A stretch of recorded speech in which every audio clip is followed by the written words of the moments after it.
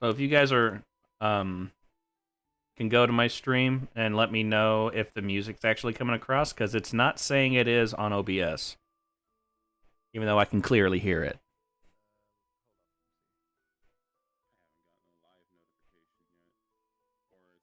It'll take a minute. Okay.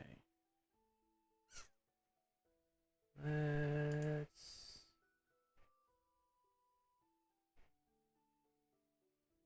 And I like that back. Holy fuck. Okay. God damn it. I love the reactive images. I love your reactive image. Okay. Oh, God, that was loud. Why is OBS still not picking it up? Is it? Did you choose like right source for it? It's It's in the Discord call, so it should be picking up the music as well. yeah, it's picking up you guys. Yeah. Now we gotta turn everybody down. That's interesting. What the hell? You can actually have these shipped to... at least. Yeah, you haven't been shipped to you. Yeah. Okay. Pretty neat. Okay.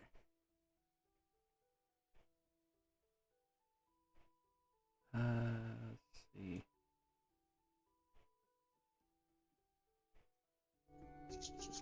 There we wait. There we go. But yeah, now in your stream. Ah, I can never understand. One, I don't understand why Discord completely fucks with all audio. Whenever you go into a call and leave a call, almost every single time I have to fuck with my audio settings. Hmm. But then, like, so it was picking up you guys talking, but the volume was practically zero for OBS. I don't understand. It hurts every time I think. Every time we touch, I get this feeling. It's really. Time we kiss, I wish I would die. Oh my god. I'm trying to touch some toes. What? Post. What? What? Hold on, what? Goose, what? What do you mean, what? Goose, you need to go into timeout until you take care of a few things, okay? This. Oh, So, welcome back, everybody, to another D&D session. Hello, everybody. Son of a bitch. Hello. TOS. Family Yo, friendly. terms of service everywhere. Touch toes. Touch toes. Anyway. Do adults know why kids love touching toes crunch? What the... Why do I know you guys? I don't know. That's the worst thing. Knowing us. These That's things the happen regrets. and everyone's a victim. Oh, I'm enjoying it. So, okay. Anyway. So is the audio fine on the stream? Yeah, for me at least. It seems fine to me. Okay, You good. guys even hear me as well? I can hear I you. can hear you. Yeah, apparently it was my audio settings was why I could barely hear you. But I could hear everybody else just fine, so you are a bit quieter than them, but now I can hear you perfectly fine, so it's okay. Cool. Cool. So, yeah, like I said, it's a new D&D session. And we're just gonna go down the line here of the different players. So we are just tell us your name and then your character's name, and If you want to say anything else about them, you can. If not, then we'll just go to the next person. So, Kobu. Hello, I'm Cobus now. I play Avia, half muse. She's a half elf bard, and yeah, my first D&D session. So yeah. All right, Goose. Well, for 20 introductions. Okay, so I'm Floppy Goose. I play Onyx, a drow half-elf paladin who's not from the city that we're going to, but come from a very prestigious royal family. Okay, once you get your head out of your ass, we can continue. Yeah. And Mutt. Hey everybody, I'm Andremutt, and I will be playing Lex Econ, scholar and cleric. And somehow I believe I'm going to be the straight man in this comedy routine. I don't know, with a name like that, your name is a pun. Which is why I saw your name, I was like, I approve. Quite the conundrum, that. Okay. So, yeah, I guess we'll just go ahead and do a little bit of the groundwork of everything. Hello, Jacob. I'm also going to be making everybody's characters in the background while we're talking here in Hero Forge. So if you hear me making random comments like how about none of these hairstyles are pretentious enough, it's more than likely about that. Okay, Cool. Sounds good. All right, so things that all your characters would know. The way that the world works in this is that it's extremely religious. Everybody is very religious. Pretty much the baseline is near zealot. And there is a vast pantheon where there is a tier of gods that few people even remember, let alone worship, because they are the gods of the universe, whereas the gods that everybody knows is basically of this world. So each god has their house. So all the demigods that they create fall under their house. It's known as a Makan. And so since we have 2 half-elves and a human, each race is actually called what their god is. So a human's called a Saipan. The half-breeds are kind of a confusion for a lot of people, because there's actually not a whole lot of half-breeds in the world. So, for Goose and Kobu, you guys would probably be considered either Faepans or Sayuras, as those are the 2 gods, Saipan and Faelura. Everybody, there are thousands of demigods, which are mortals that have been placed under god status, and that is the majority of what people directly worship. Yeah, and then, like, probably Lex would know the famous and infamous gods more than Goose and Kobu, since you are someone of knowledge.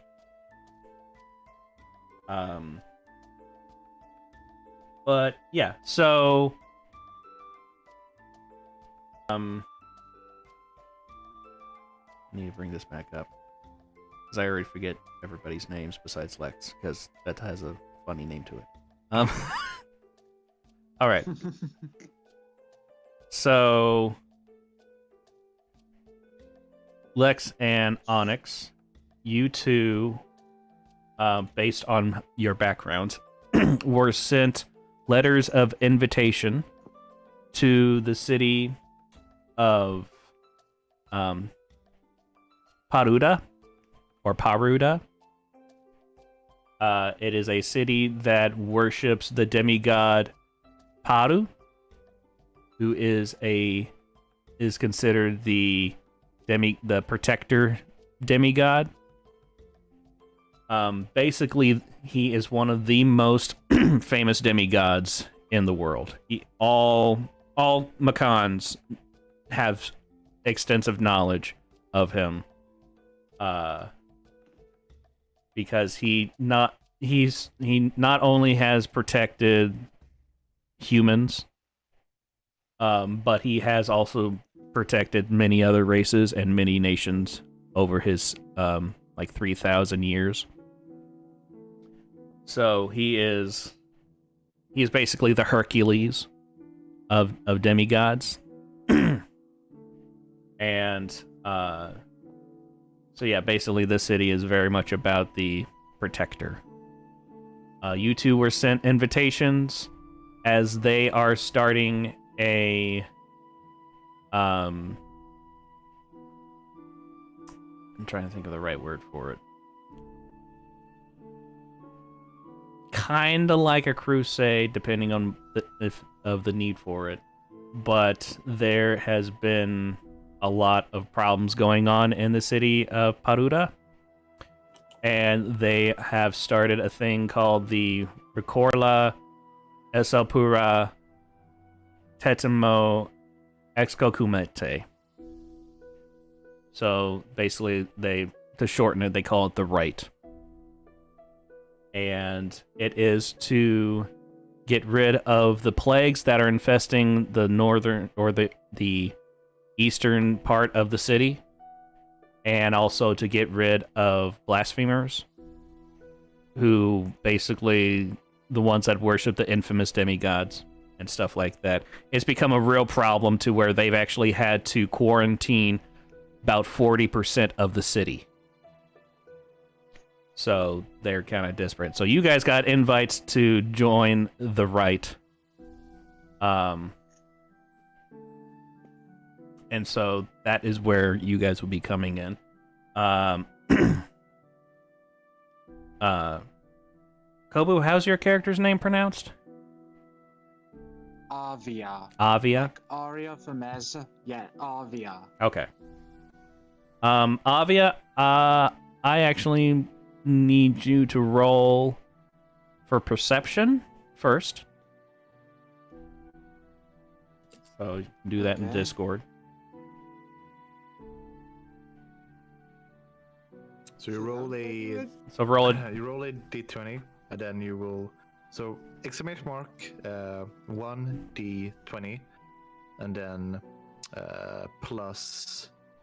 Let's see here. Your perception is so +1. Okay. +1. Oh, right. Hey, it's a dirty 20. How about that? Well, it's a natural 20, so 21. But it did say it's the outcome is it? It's well, okay, the that must be it. Okay. hashtag number is what he rolled. Yeah. Okay. I thought it was the other way around. Okay. Yeah, fine. I think we were confused about that the first time. Yeah, We I were, was like, wait. where's the number? What's going on? Yes, so that's very good. Okay, so I wanted you to roll perception because I wanted to see how much your character was actually noticing what was going on and everything as they've basically lived their life. Now I need you to roll a history check. Okay. So same thing except with your history skill. if you have any pluses to it. Yeah, you have +2 in history. Okay.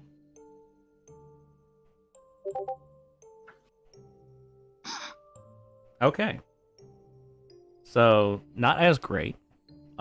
Basically, you've just noticed that in your life, there was a big section of the city that was quarantined, and you've noticed that as you've grown older. How old is your character?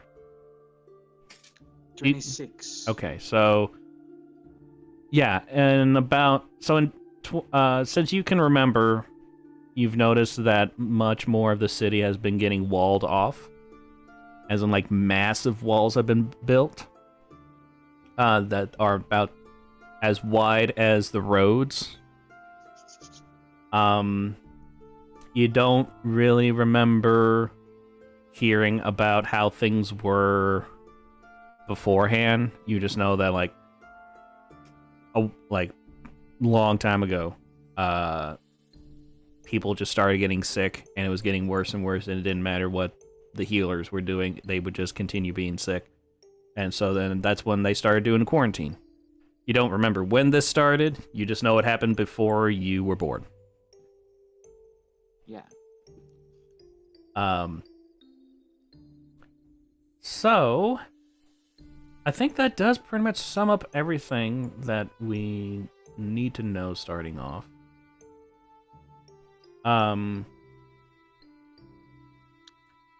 So yeah. Question. What? Do we, with the invitation, do we, because we sent to the city, but do we like, oh, you should go and talk to this specific person, or go to this location? Yes, it says to go to the church.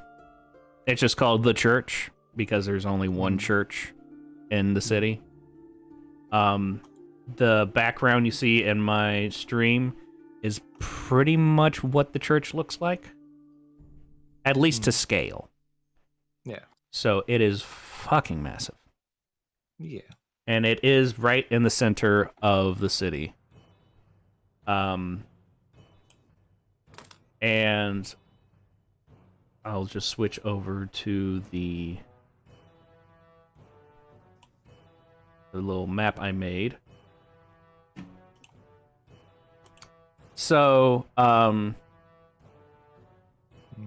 this is actually, if we rotated this 90 degrees to the right, that's actually the orientation of it. So the east side, all that's grayed out, is what's been quarantined. And so from the south of the city is a river that flows by it, and the north is this pretty big road that's used. It's a major road.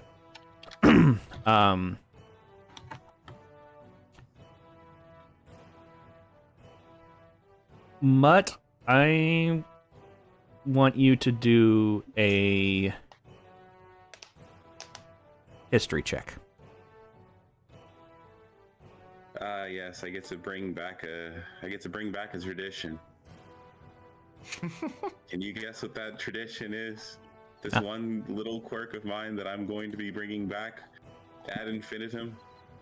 Yes. Easy peasy. Easy peasy. Oh, I thought you were going to say, oh, great, the one stat I'm shit at. Because that feels like a tradition from last game. I think Mutt made his character too. It's pretty much the opposite here, where his dexterity suffers now, but anything you want us to do intelligence-wise, it's just going to be easy peasy. Okay, cool. That would be fun.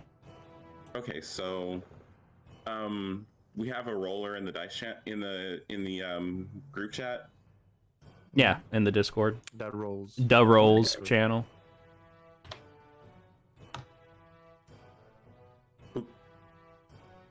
Alrighty, so 1d20. You said history? Yes. Yeah. +5.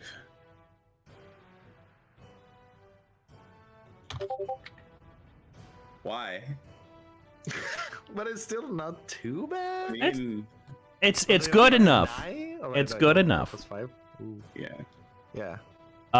So, Lexicon would know that the city is in a very unique position, whereas it is a massive fortification for much of the human empire.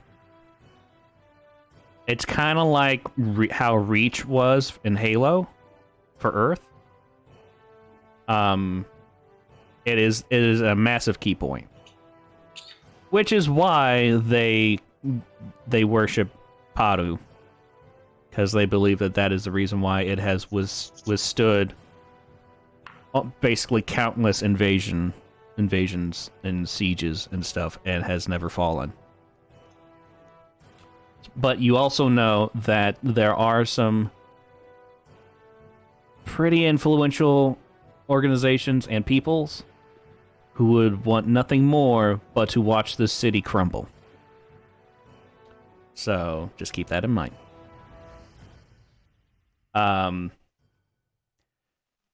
So yeah. The invitations have told you to go meet with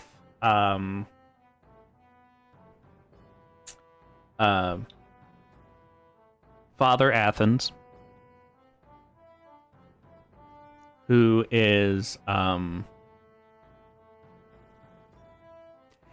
he's pretty high up in the clergy, but he's like in the top tier of middle management. Like there's a lot of bureaucracy in the clergy, because the clergy is also the government. So, but yeah, he is actually the one that is running the rite, and so the invitation says that you should go and meet with him, and in order to do that, you will have to hand over the invitation, because it has a very specific seal that is impossible to actually replicate. Which doesn't make sense, because when you're looking at it, it just looks like any kind of wax with a seal on it. Why don't you both do arcane checks? Easy Me peasy. and Lex, or Yeah, both of you. okay, Arcana, you said. Yeah. Okay. Woo, One. minus 1. 20 plus 7. Okay. Oh So- shit. Damn, that's good. So I rolled a 5, but I have minus 1 in Arcana, so that's 4. Yeah, you don't know what's special about it. Yeah, no, it's whatever. You just know, you're just like, this. Okay, this is special, but But I don't know what's special about it. It's just like, yeah, it's Yeah. special. it's special because it's a seal. Yes. Mutt, you on the other hand, are able to tell that it has very faint, unique magics that only high-level clergymen can perform. You don't know exactly what it is. You just know that it is something that only the clergy of Paru can do, and only high-ranking members can do this. Which tells you this is a really important invitation.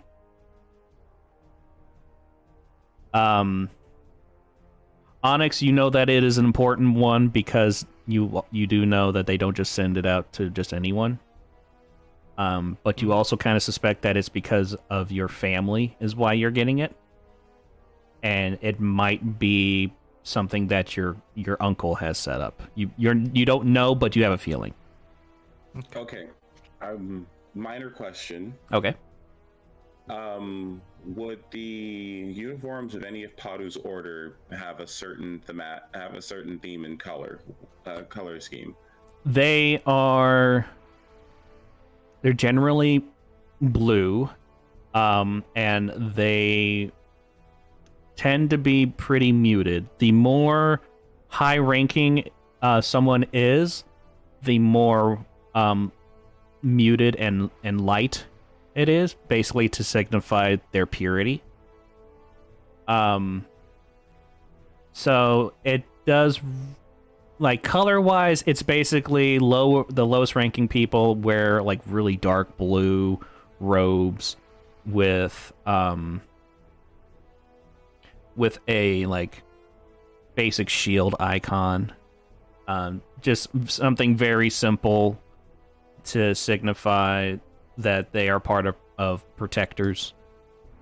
And then it like they get more ornate robes and more ornate jewelry and stuff the higher up they go, until they're basically like the Pope, where it's all white and like Pope looking shit. So you do know about that. That is a very common thing for people who actually have an understanding of things, like basically people in your order definitely know about that. Okay. Since it is that common. It's one of those things that's like, it's common knowledge in certain circles. Basically. It's something that's not hidden. It's just something that not a lot of people take note of or really care. Okay. Unless you live in Paruda, then, yeah, everybody knows about that then.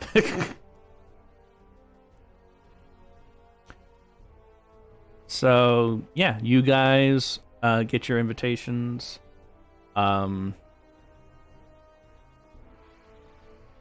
Where would Lex be when he would get an invitation? Like, where does he spend most of his time before this adventure? He's usually out and about, getting a he's out and about doing scribe work for various groups. Probably around this time, just taking a census for the town that he's in. Okay, so like some courier, who is dressed differently than most couriers you've seen. You've gotten letters before. You've seen other people get letters before. A courier is just, some working class person just trying to make some money. This guy is wearing very nice clothes. And he actually has a symbol of Padu. It's like a very decorated shield, basically. He has that wrapped around. He has that on a necklace. It's very easy for you to see, so you don't have to do a check for it. But seeing this person, and he runs up to you and is like, "Message for you, sir." And he hands you the letter, and it has its seal, and it's very nice paper. It's actually all white paper, which you never see. Usually papers has some kind of coloration to it or is dirty, but this one's like pure white. And he just hands it to you, nods, and then runs off. Nothing else. Doesn't even ask for any money or anything. That's his job.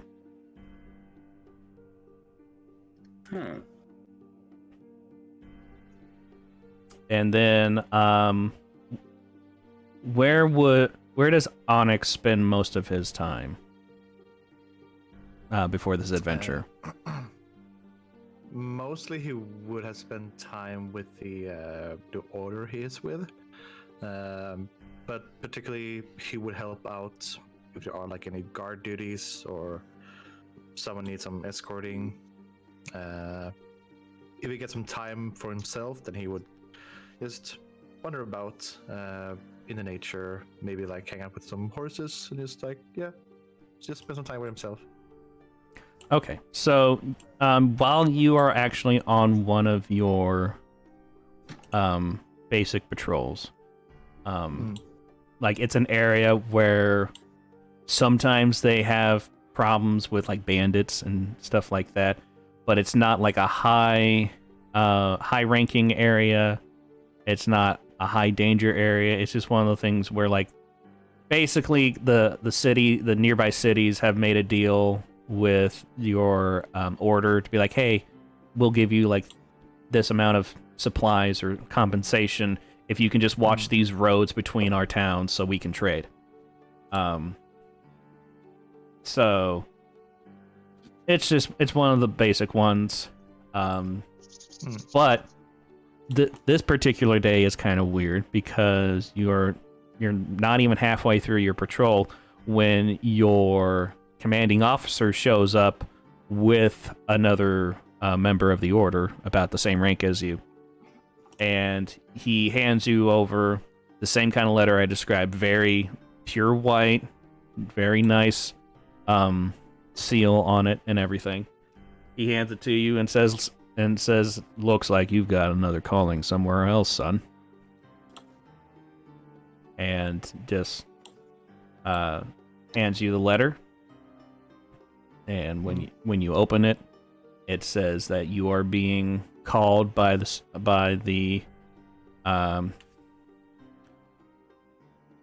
city of Paruda to help aid in the right, which you have heard rumors about, because your order has aided in that a little bit. And sometimes they do. You have seen like a couple either comrades or it's mostly high-ranking people who would get personal letters of invitation. So you do find it a bit weird that you're getting an invitation. Yeah. But yeah, your commanding officer is like, Gibbs here is going to take your place. We need to get going. Understood. So yeah, then you go, you get your stuff. Back my bag, get my horse. And then you take off. I assume Lex either depend. Would Lex just immediately go, or would he like try to finish up what he's doing, or try to find someone to finish what he's doing? Considering the nature of what was handed to him, he would try to find somebody to finish up his work. Okay. So yeah, I mean, it doesn't take you too long, since you're not the only person who does these things at each city. Typically, it's like a group thing, I would imagine. Yes. So you would just find the person that's kind of running your group and be like, hey, this just happened. And so they're like, oh, okay. Like, they immediately are like, oh, this is some big important shit. Yes. We'll get someone else. You go now.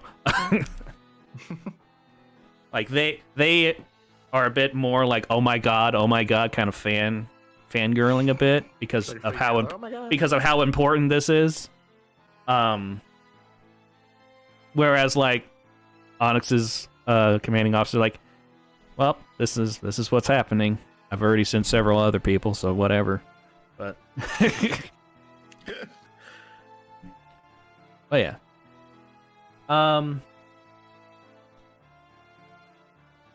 All right, and so now Cobus. What does your character usually do to pass the time, or as a job, or something like that? What do they do most of the day? Avia is, she does bard stuff usually. Like, she's mostly at the taverns around this city that's still, not quarantined, and she plays music, practice her bard magic, even though she recently left the Thieves Guild. So she's on her own. So she's mostly, playing in random taverns around the city, and mostly, when she's off work and everything, she goes back to her rundown home in the poor community. Okay. So on the map here, the blue are commercial buildings, so that would be taverns, inns, stores, stuff like that. The green is residential, Okay. and the purple is specifically for the clergy. And then the orange is military. And you can kind of see a pattern on where the military is placed. Okay. So, yeah, you would know about this kind of setup with everything. I would say the green, the residential areas that are close to the walls are the they are the mid to low income households. Yeah. And then people who live in the gray, the ones that are right on the edge or in pockets, those have been turned into the slums. So it is Yes. very dangerous there, and all Yeah. that. So your character would definitely understand that there is a great danger of going back home, especially there.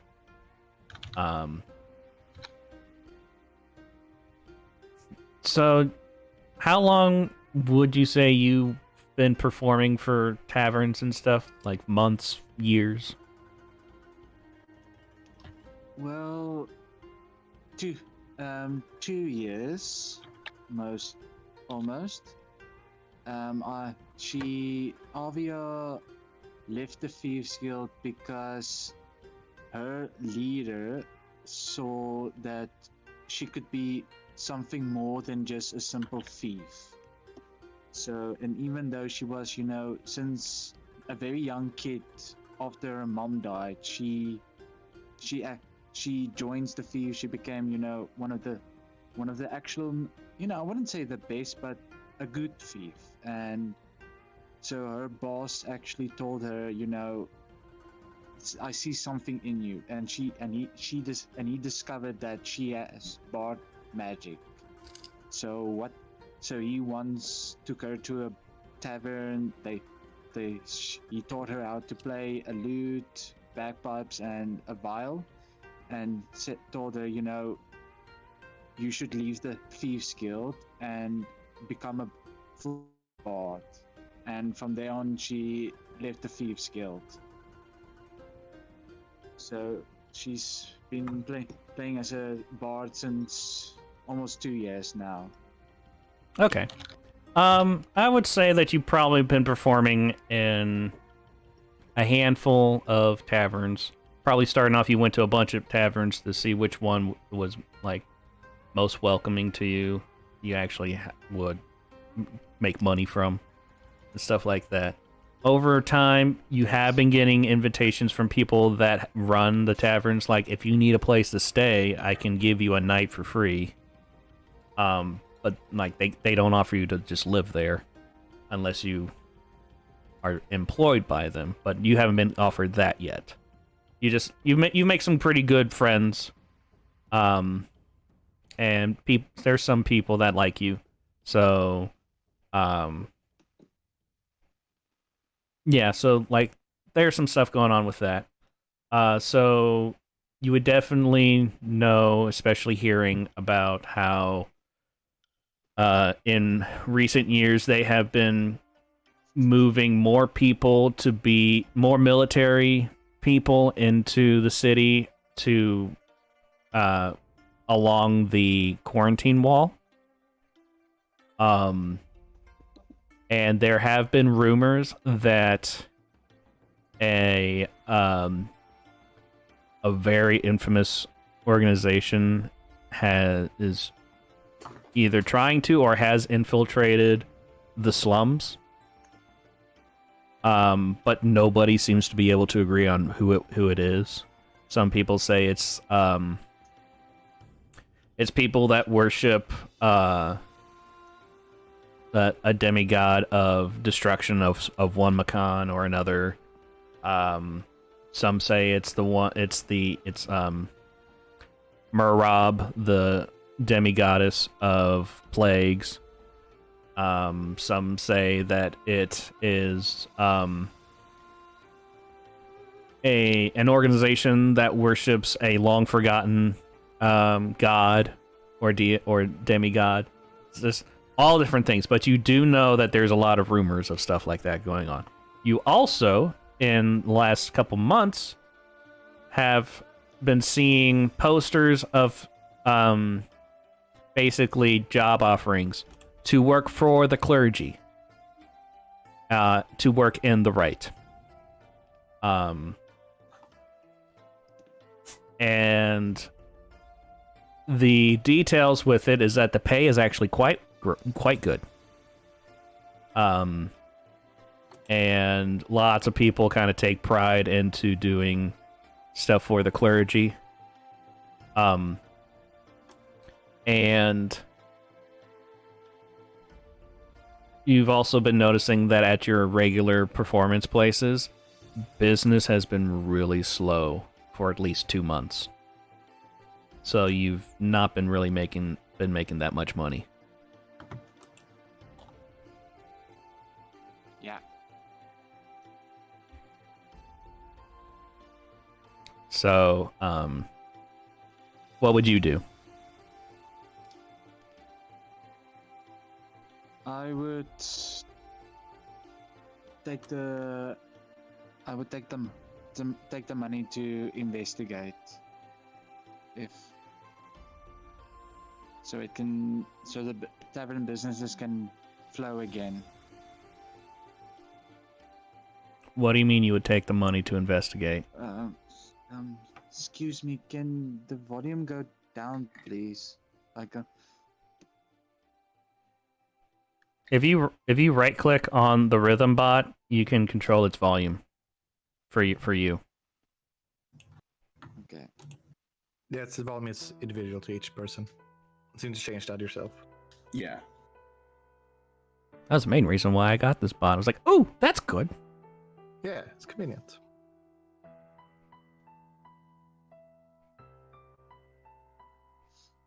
Oh shit. So I'm on the phone now.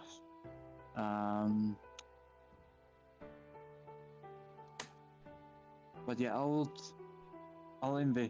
try to investigate or find out what's the problem and everything. If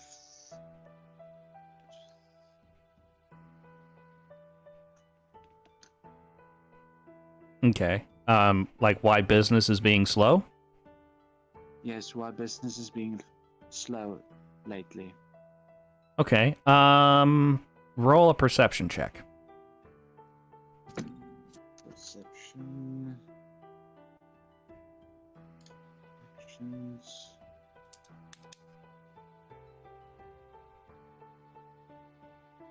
One.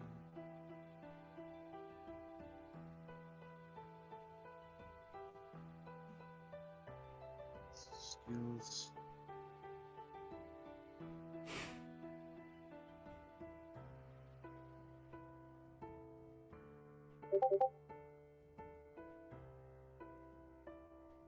Oh, okay. That's pretty good. So basically, kind of listening in on either just people talking or stuff like that. Nobody really knows why. It's just suddenly people aren't leaving their houses as much anymore. There hasn't been any kind of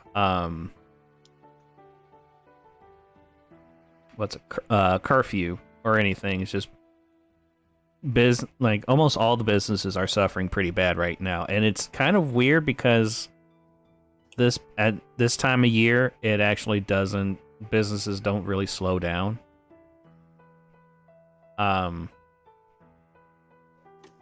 But yeah, so nobody quite understands what's going on. Some think that it's because almost everybody is joining the right, and they are desperately trying to figure out what's going on with the quarantine area. And that's probably the best idea that any business person has, is that that's what's going on. And then have been a lot of businesses that have been kind of forced to sell their wares to the clergy and to the military. And it's been kind of getting, from how it used to be, relatively speaking, it's getting kind of ridiculous, which also tells you that it's getting kind of bad. And there's even more and more like flyers and stuff saying, please join the right. Save the city, basically.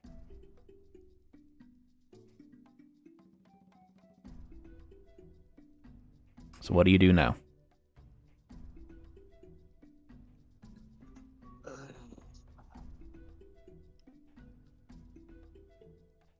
I would save the city by finding out, you know, who are these people that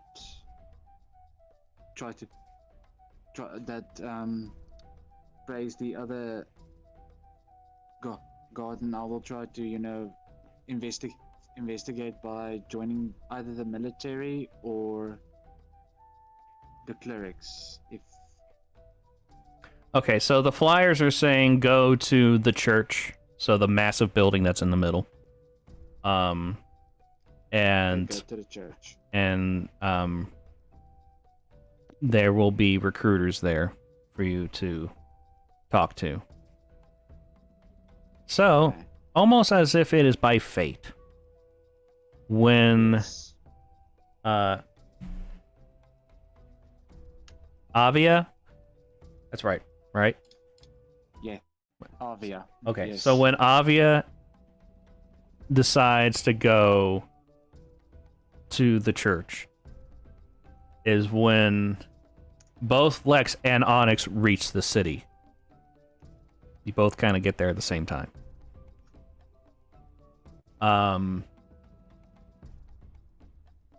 would say that Onyx comes from the south, so you go across that bridge. So you come down the road, and you see the pretty massive river, and the gate that's for the bridge. It almost looks like a fortress. It's very fortified. There are some this has kind of been turned into a trading hub area, as it makes it much more convenient for traders to not have to go inside the city and go through every single checkpoint every single time. So it's a bit more commercialized right in front of the fortress, basically. And there's some residential. It looks more like a classical village type thing, so the buildings aren't all made of concrete or steel or metal or something like. They're basically wood and hay and, you know, typical things. They function and all that. There, and so there is a bazaar there and all that. So like you do see some, like a few blacksmiths, some people selling potions, some people who you know, a bunch of clothing ones, a bunch of food ones, spices, you know, all things you can imagine that can be sold. There's either a tent for it or there's a store for it. It is very busy. But you are able to make your way through since you are on a horse. And all that. Is there like a some place where I can like kind of, I'm not sure what the wording is, but like store the horse, like, you know, like this stable or whatever? There are some stables, but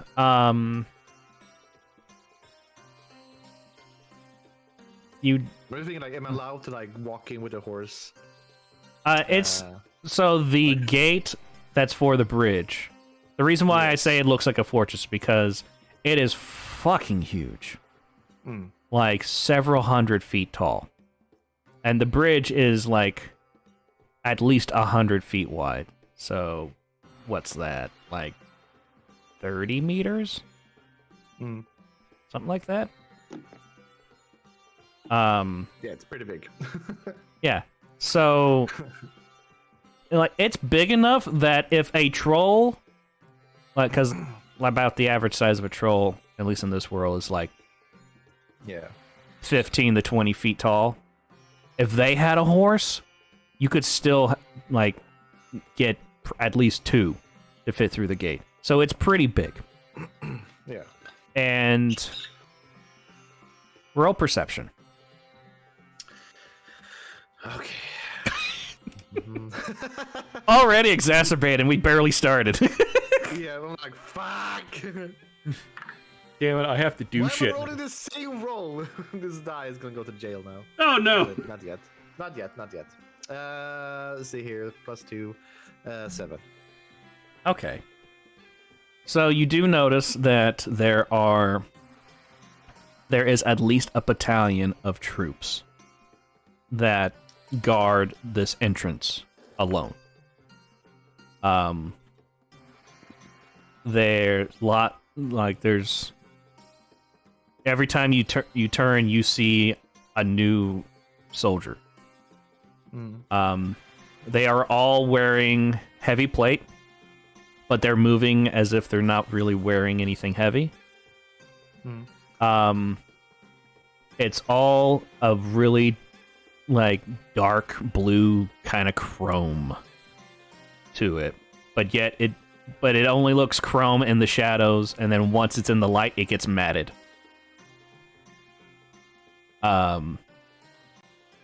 So it's not like blinding people. And there are like it looks like they took several buildings and just attached it to the gate. So that's one of the other reasons why it looks like a fortress, because it all looks like one structure. The gate is closed. The gate itself is made out of massive metallic bars. You don't quite know what the material is, but it's they're very thick and they look very rough. Like if you got scraped across it, you would lose a lot of skin. But then there are about halfway down of this gate. There's then a massive bar that goes across, and then there's like another set of bars that go in between the gaps. Basically, once it gets down to the bottom, it's nothing but metal. Just a metal wall. And because of the size of the gate, they actually have smaller gates so that people can go through, so they don't have to constantly lift that gate.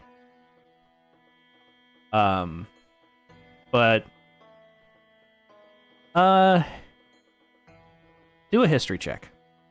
Oh, motherfucker. Okay. Hey, not bad. -1, so that's 16. Okay, that's good. You remember hearing stories about this gate in particular. How like a few centuries ago, there was an invading force, and that was mainly of magic users. And they actually had a group of like 125 wizards or magic users who all cast basically the equivalent of fireball on this gate, and it did not take the gate down.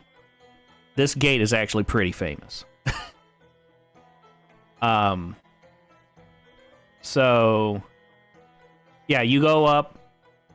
You're riding up, and you've reached basically a checkpoint where you're told to get off your horse and to present and to explain why you're here. I come to aid in the right, and I show them the letter. All right, so the soldier looks at it real quick, and then very carefully folds it back exactly how it was, hands it back to you, and then he just turns 90 degrees to his left, and then just goes, "Oh!" And then there were a bunch of guards, kind of like right there. They just split a path, and a gate opens up, and the guard says, "Enjoy your stay." Much appreciated. And I get on my horse and walk through. All right. It takes a few minutes to get across, even when riding on the horse. And you can see there's pretty similar checkpoints on the other side of the bridge, but when they see you coming, you just hear another person go, "Ah!" And then another opening, basically. And then when you go past them, it's again, kind of similar to how it was, where there's like another bazaar and stuff, except it's a lot smaller, and this seems to be more for the military that is working here, because you also notice, like, so I have these gray walls here, and basically all that inside of there that's not the road are barracks for the most part. So lots of soldiers here, and they just make a path. And basically every time you get to like a checkpoint, you hear someone go, "Oh!" And then they make a path. Like everybody's able to just knows. And I come from the very south road. Yes. Okay. So, yeah, like I said, the map here actually needs to be rotated 90 degrees, so the river's on the bottom. Yeah. But yeah. Okay, so then Lex was saying that you are coming from the north. He's BRB, I'm not sure he's back. He wrote in the chat. Oh. So I'm not sure if he's back yet. Dude.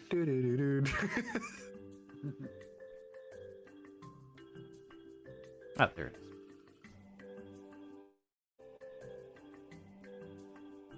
The idea one disrupt while he was speaking. Alright. Alright, so Avia. You go to the main entrance of the church, and there are loads of people there. A lot of people in lines, and lots of soldiers, lots of clergy. It's a very happening place. As you are starting to walk in, you are actually stopped by a soldier or a guard who demands to know what you are here for.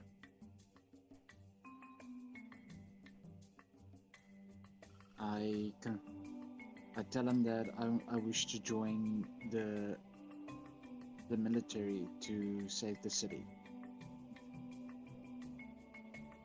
He looks at you for a second, looks you up and down, smirks, and just points to one of the long lines, and says, "Just get in that line."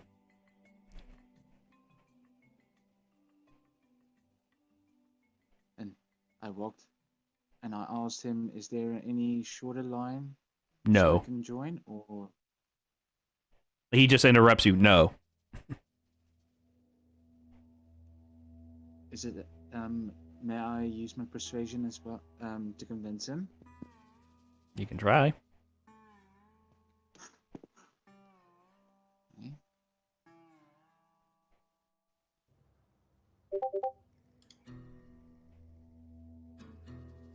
Damn it. Yeah, he just says, "No. Get in that line." Then I walk to the long line and wait. and wait till my turn. All right. So you do notice that even though it's an extremely long line, it does actually move. So you do start get the feeling like, oh, I guess I won't be here for the rest of my life. Thank God.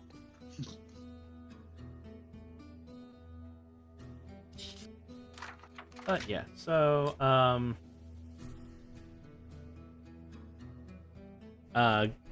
Goose, as you are going along that big road that's coming from the wall,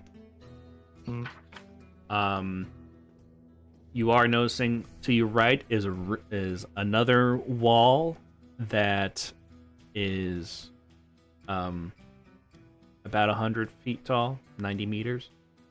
The wall that surrounds the city is insanely tall.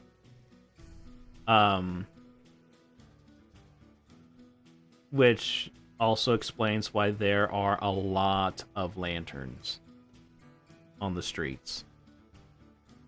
Because that wall actually blocks the sun for a good portion of the day. Is it midday or morning? It is about between noon and 1 o'clock, I would say. We are in the we're past the season of harvest, so it's basically winter. It is not incredibly cold here. But the temperature is enough to where, like, most people are wearing some, like, trying to stay warm clothing and stuff. I'm trying to remember what it would be in Celsius, but if you can figure That's out fine. what, like, high 40s, low 50s in Celsius, like Fahrenheit to Celsius. Yeah. Is it 40 Fahrenheit? Yeah, we'll say like 48 degrees in Fahrenheit. Okay. Like, you would want to wear a jacket, Yeah. but it's not. My little the cloak that's on my side kind of like wrap it around me essentially. Yeah, so it's not cold, but it's chilly. Yeah. So yeah, you're noticing that wall, and as you go past the point where the wall turns off away, you see that you look down that road and you see that there's a lot of people. It's a mixture of military and clergy for sure, and then there's like a bunch of other people too. You're not quite sure who they are or what kind of organization they're from. And there's a lot. And they're all busy doing something. Like, nobody's just standing around unless they're guarding a point. May I perceive what they're trying to do? What they're kind of doing? Yeah. Perception check.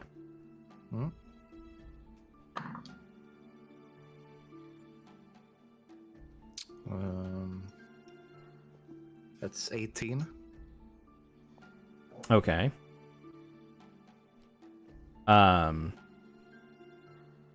So there's a lot of people like carrying crates and stuff. You can't quite tell what's written on the crates, if anything. So it seems like there's lots of supplies being moved around and all that stuff. There are a lot of clergy either doing rituals or they are also carrying like special supplies that they would need for stuff. You have seen similar kind of supplies for people in your order who who do more magic than combat. Mm. And then I mean, that's the most of what you can tell what's going on. Yeah. I'm not trying to be up close. It was like kind of perceiving from a little Yeah. distance. It almost I'm like walking by.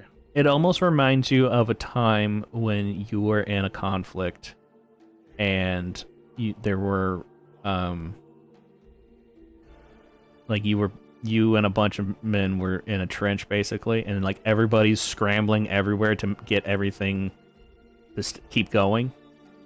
Basically, it's almost looks like it's like that, which I don't know if that would make it uneasy for your character or not. Or it will just show him how serious this is. Yeah, I think more like not much disturbed, but kind of like oh shit, okay, this is kind of serious. Yeah. So, yeah, and to your left, you're seeing a lot of residential structures. At first, you saw a bunch of ones where it was obvious those were the places where soldiers sleep and stuff. Mm-hmm. Which also kind of tells you how fortified. Back. Yay! Sorry. Go back. Okay. That kind of tells you how fortified they keep their main entrances. Would you say we're barracks there? They're not necessarily barracks, but they are just more housing for soldiers.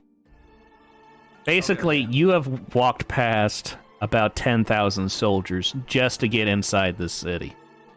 Yeah. So it's an extremely fortified city. And all that. Because they kind of have a thing about protecting. Yeah. Oh yeah.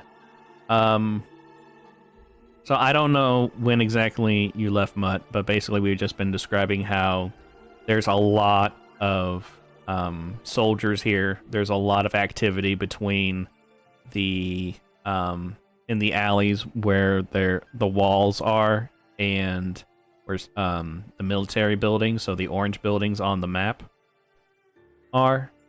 So it almost looks like what the trenches in World War I were, where there's just people scrambling everywhere trying to keep everything from falling apart.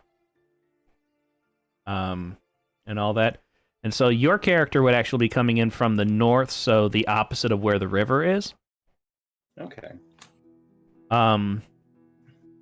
It is when you come up, as opposed to what Onyx experienced. There was like basically kind of a small village in front of the gate, just for ease of traders and merchants, so they don't have to go through 100 checkpoints all the time. But where you're coming from, it seems like this is only used strictly for travel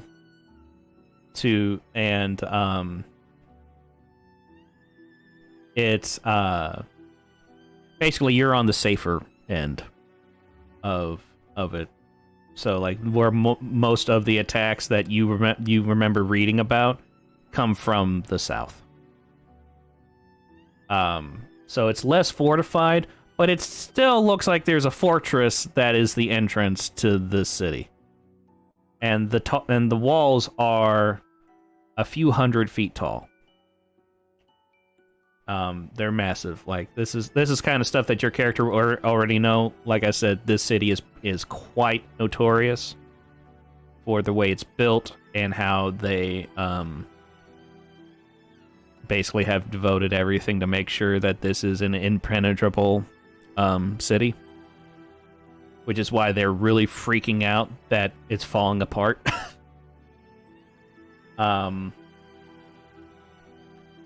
But yeah, so you are coming up to the gate.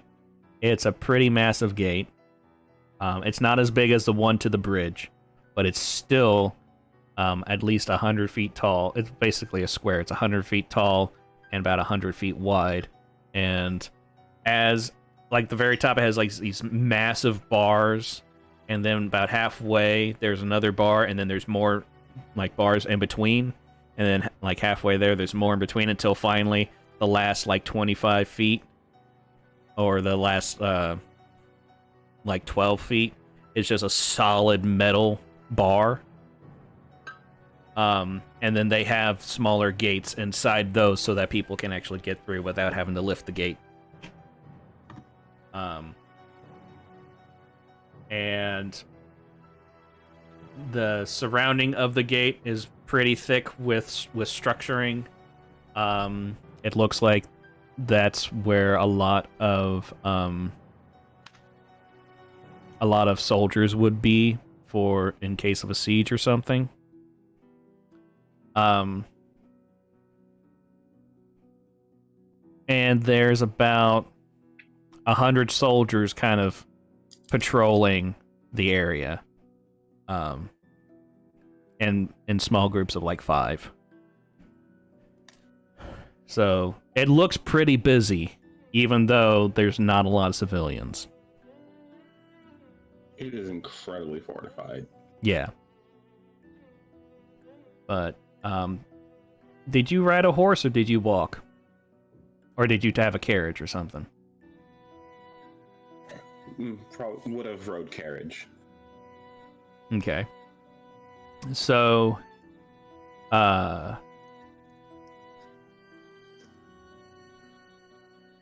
they are known for doing like very thorough checks, especially of carriages and stuff. So you do expect them to be like checking inside the carriage and all that stuff. The carriage stops. You hear some slightly muffled talking. And then the door to the carriage opens, and there's a soldier there who demands that you step out, which you're actually kind of surprised about, because typically they just look inside, really thorough, then the person's not allowed to step out. But you're being ordered to step out of the carriage. I just wordlessly comply. So you step out, and that's when you see like a shit ton of soldiers. And you can even tell that you're at a checkpoint. And without having to roll a perception check, you can see at least 2 more checkpoints. And they are like 50 feet from each other. So you're not right to the gate yet. But you're still at the first checkpoint. So then several soldiers go in. They look around everything. They step out. And then a clergyman goes in. You can tell that they are part of the of a kind of cleric division or domain or whatever. He has a censer, so those things that smoke and all that. He steps in and he just fills your carriage with a kind of smoke. Like you can see it kind of pouring out, and then he steps out, and then all the smoke kind of gets sucked into his censer. And then, and while all that's going on, there are some gnomes. The majority of people that live in this city are human, because Saipan, human god. But there is a pretty good number of other races. You are seeing there are a couple gnomes that are actually checking the undercarriage, the under part of the carriage, and they are as known for gnomes in this world. They're being very meticulous, and it's almost like they're checking every fiber of the wood and everything. Like they are making sure there's not a goddamn thing on this carriage. Excuse me, what exactly is the meaning of all of this? Please remain calm, citizen. This is just a thorough check. We do this all the time. Thorough is quite the understatement here. And then after they're done checking everything, then the one that responded to you looks to you. Says, now state your business here. I've received a summons. I pull the letter. He takes it, opens it, and then very carefully closes it, make sure that it's like pristine, just as he got it, hands it back to you. And then he looks over his shoulder and goes, "Oh!" All checkpoints open. And then he looks at you. I do apologize. Have a good day. And then all the guards walk away. No trouble at all, sir. I look very much confused as I get back into the carriage. And then, yeah, the person, your driver, then has a carriage go, and you don't stop anymore. You every now and then you will hear a muffled "oh," and then, but yet you still don't stop. You do hear the cranking of the gates opening, and let's do another perception check. Easy peasy. Oh wait, no, it's not so much for this one actually. Oh wait, no, easy peasy. I got a +6 on that. Ah.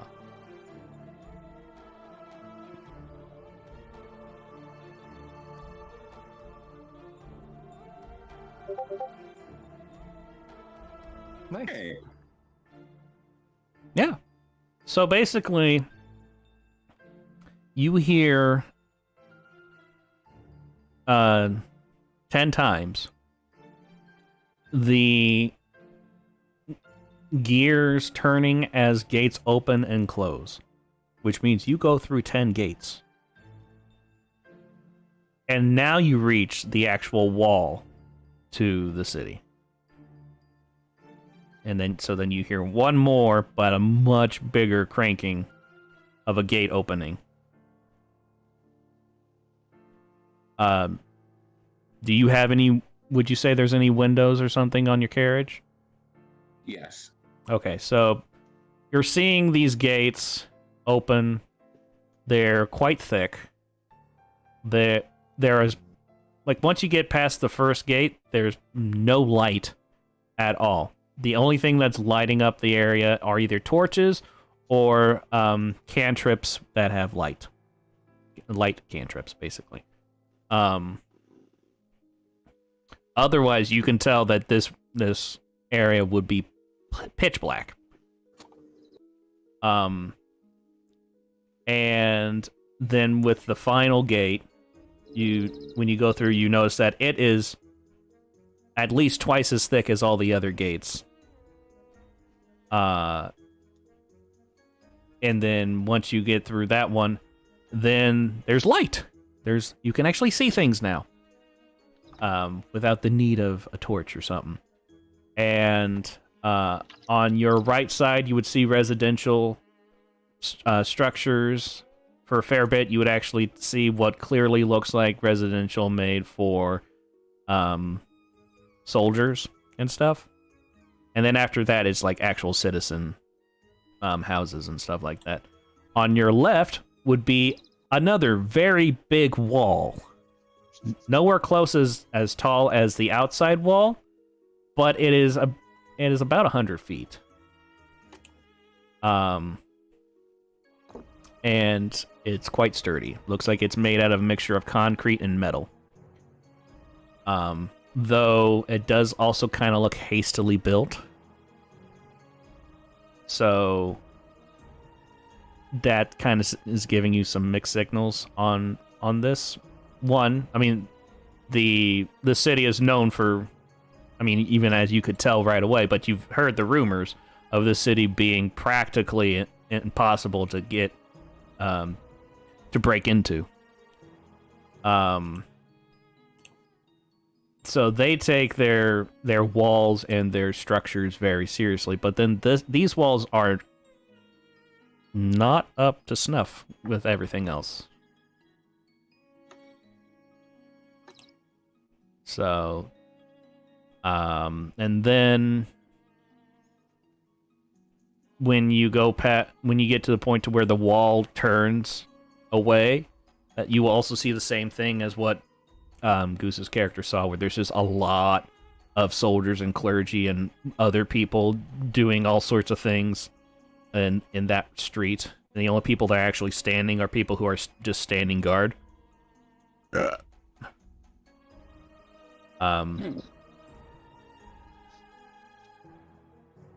But yeah, so then it takes a little bit of time, but you finally do get to the center where the massive church is. I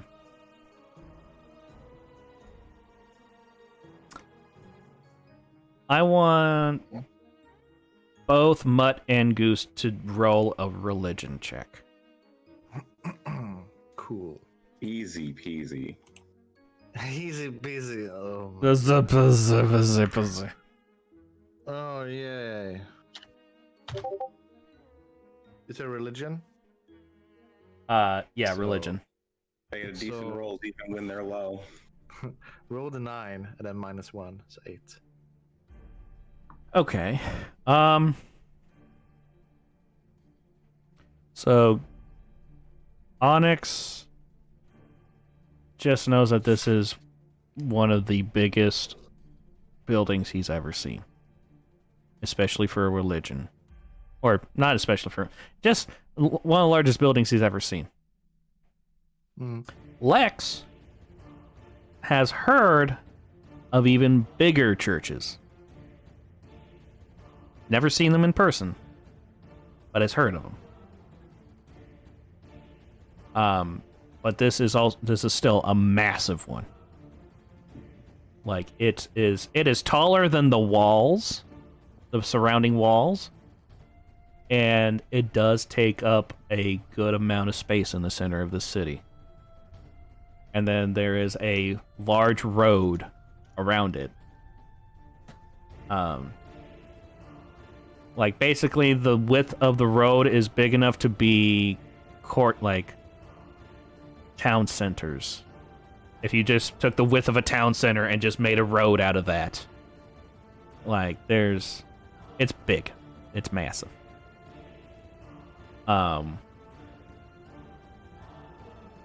So yeah, you guys make your way towards the front of it, which is where that gray circle is. There are walls around the church as well.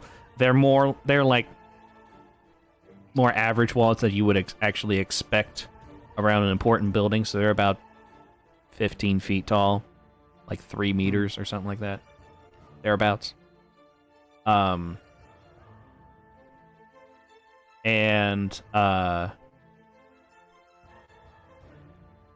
Around this church, there's a lot of people. It's bustling, just like what I said with Kobas.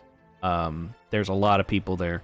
And once you get to the front, you see that there's a lot of people and a lot of lines. And you are also noticing all the flyers that are almost begging people to join the right. Like, they're really pushing the scare of, like, this city is going to collapse and everyone will die if you do not join the right. Are we in the line now, or like approaching the line itself? Right now, you guys are approaching. So Goose and Mutt, just roll a d20. Okay. Alrighty. Just fucking dice. Okay, I roll a 3. God damn. Okay, We'll so go to jail. you're arrested. You do not pass go. So Lex shows up about 45 minutes before Onyx does. Well, I need to find a place to put my horse at. That's what took some time. I don't know.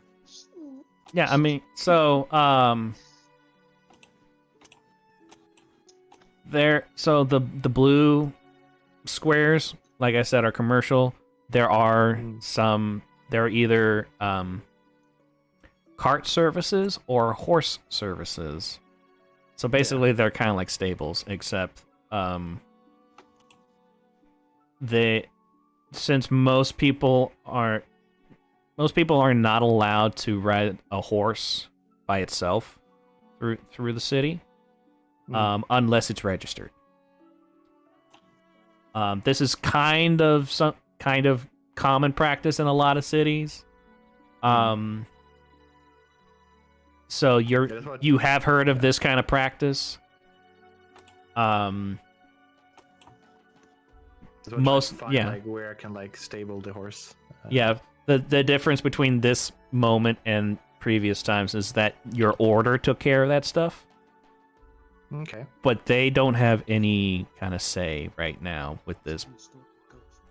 At least not right now. So you are kind of need to figure out where one is. But right on the that edge corner, right, like basically the first blue corner that you would see is basically a stable. And they do have a sign that does say horse storage. Yeah. And cart rental. Then I will go there because I want to respect the law. So yeah, I want to store my horse for now. Okay. Is it a specific service? Like, do I need to pay for it or? Well, so when you come up, someone actually comes up to it. Is a Goliath. Mm-hmm.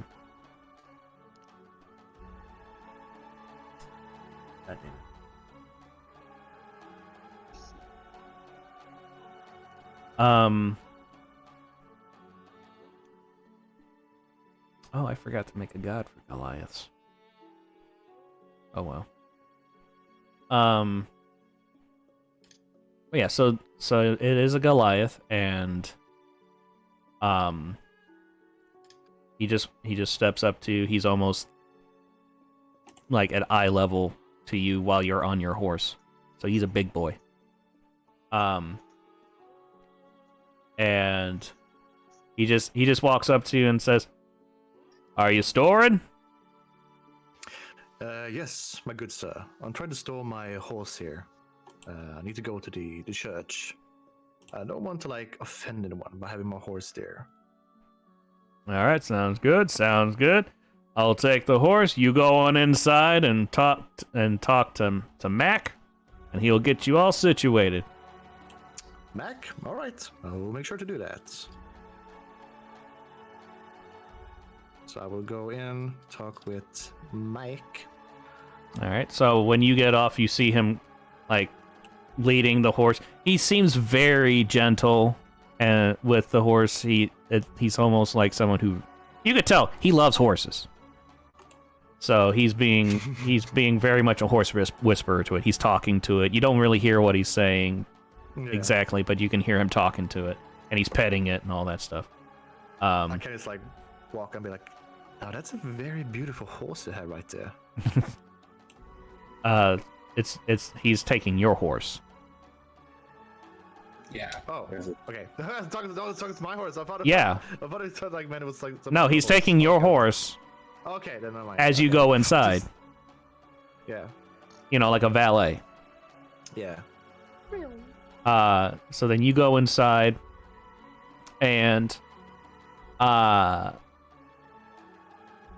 of the structure is almost something you would expect. All wood structures, wood beams and supports and all that stuff. And you step in, there's a bit of what looks like a waiting area, some chairs, and there's a couple people just sitting there. You don't know if they're waiting for something or they just hang out there. And at the counter is a very short human. And he looks up and he's like, "Oh, welcome, welcome! Come on in!" Oh, thank you. Thank you. I thought you said "fuck you." Fuck you. Wow. I'm just like, what?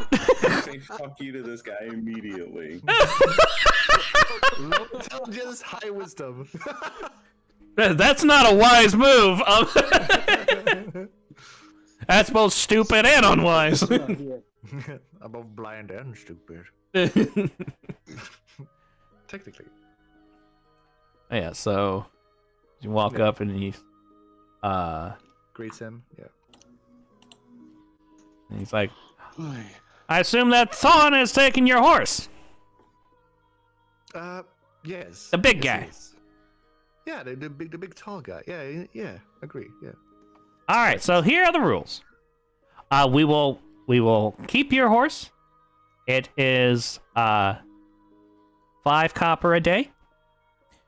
If you want the premium package, where your horse gets very well pampered, it is Oh, 2 silver a day. 2 silver, you say? And then we have the ultra package, where your horse will be in heaven, basically. And that is a gold a day. Well, I presume you don't kill the horse. No. Whew. No. Okay. Also, with that package, good. it comes with the carriage. Oh, okay. All the other ones don't come with a carriage, and the carriage rental is 6 silver a day. I'll take the premium package for now, at least. I want my girl to get a little bit pampered up. In meanwhile, The 2 silver? for the dog. Yeah, 2 silver. Yeah, that sounds good. All right. Go ahead. He starts jotting down like super fast on some paper. It looks like gibberish to you, and he just writes like 2 silver premium Technically, package. I don't have change. I only have gold. So I need some help with some conversion here. I only have gold. So No problem, no problem. We've got plenty of change here. So let me just write this down. And how long are you planning on staying?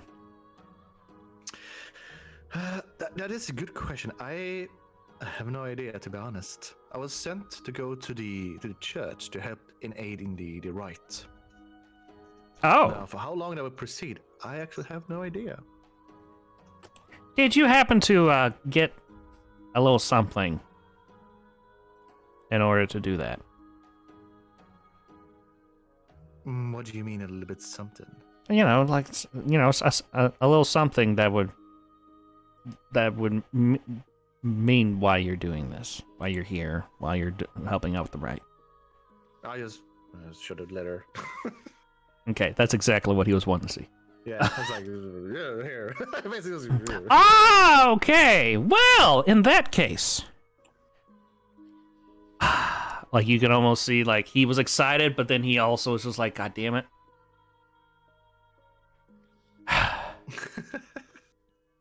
I show him the So- emblem of my order as well. He's like, And like he doesn't care. yeah. He's like, "Oh, that's nice." So because of this particular situation, you get the Gold Deluxe for free. Oh, I get it for free? The Gold Deluxe one? Man. Yeah, I much it's- appreciate it. It's a great deal. It's a great deal. Yeah, I'll agree upon He- that as well. He just takes the Really, one really- paper he had, crumbles it up like he's really fucking pissed, and throws it, and then starts writing a bunch of other stuff. It's like, yeah, it's the best deal we have. Yeah, it is a remarkably good deal. All right, Definitely take that one. all right. I will have Poe bring out the carrot for you, and he writes something on a piece of paper and rips it, and then hands it to you. This is what you'll need to come back with in order to get your horse, and also make sure that the cart comes back in one piece. Yes, splendid. Thank you. What does it say anything specific on the? It has lots of like it looks like scribbles, and then it just has RIT on it, Okay. and then underneath that it says 335. Okay. And so then he hands that to you, and he's like, I really hope you enjoy your stay. Oh, I do really appreciate it. Thank you so much. Yeah, That's yeah, So kindly of you. yeah. Make sure to really pamper her quite well. Yeah, I would much that's appreciate that's that. the plan. That's the plan. Now you better get going. You Thank don't want Thank you them. so much. And bless you. Take Just bent on pissing this man off even further. Oh, could you give her some extra nice treats as well? That is part of the package, sir. You can go now. Okay. You are starting to see his eye twitched. Good. And then I walk towards the church. Perception check. With a smile on my face. Okay. That went nowhere. Reload. That's I rolled a 12 plus 2, so 14. You hear him mumble something under his breath, but all you can hear is fucking. He's like, fucking. Oh, you must have got a paper cut. Oh, typical. So yeah, you step outside. You hear a bit of yelling on the inside, but it's in more of a like, basically being like, telling the his worker to go get the carriage. Yeah, he doesn't really mind too much. He's like, his mission, his goal is like go to the church. He's like laser focused on that. And Horse fixed. Church go. so then, coming around the corner is I'm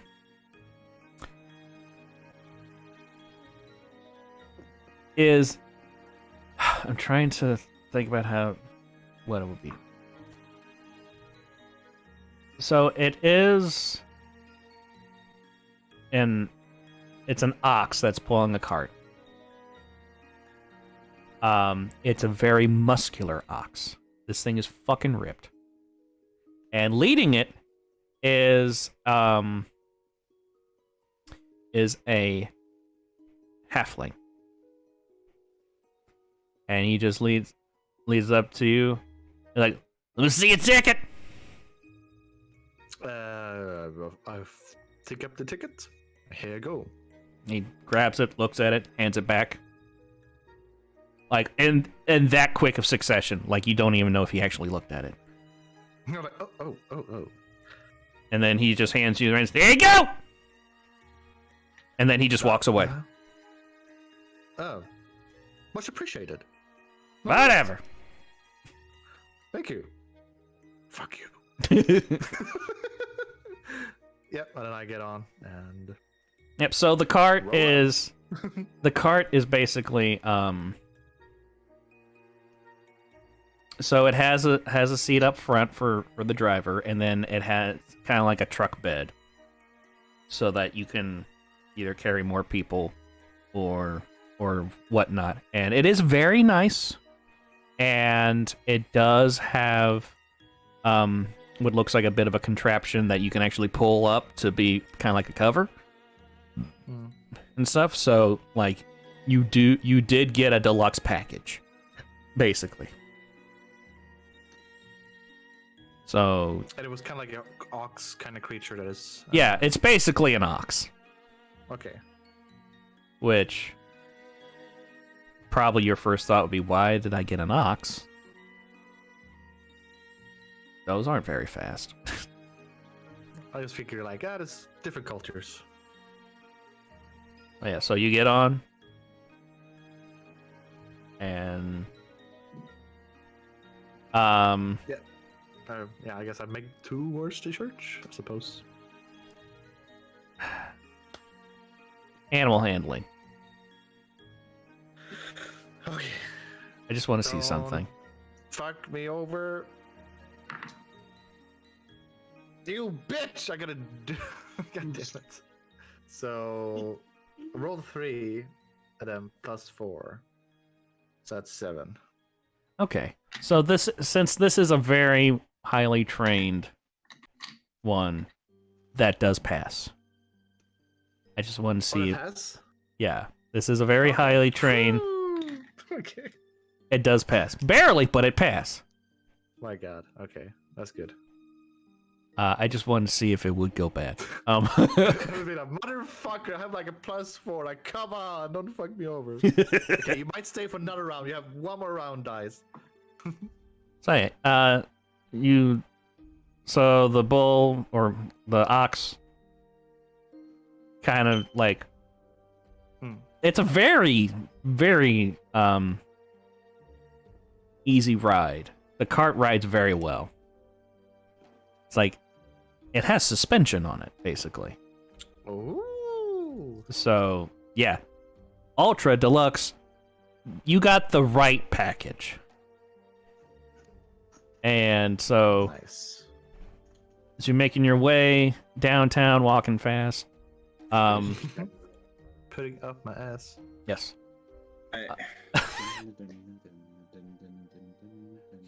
Do parents know why the kids love the taste of oxes? Because they can shove it up their ass. Shove your ass. What is wrong with you guys? You missed so much, Matt. Oh my. Maybe for the better. It's your decision to continue this torment by talking to us.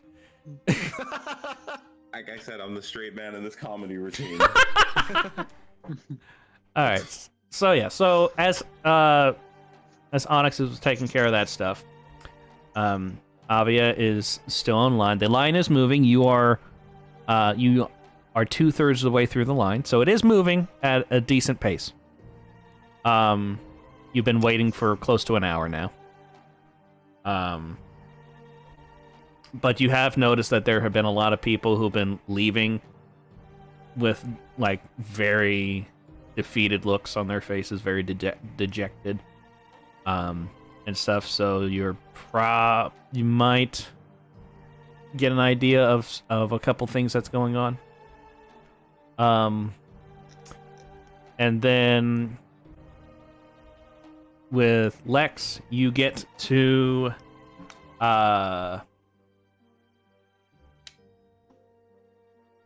basically to the little area where those circles, those gray circles, meet the or come close to the church.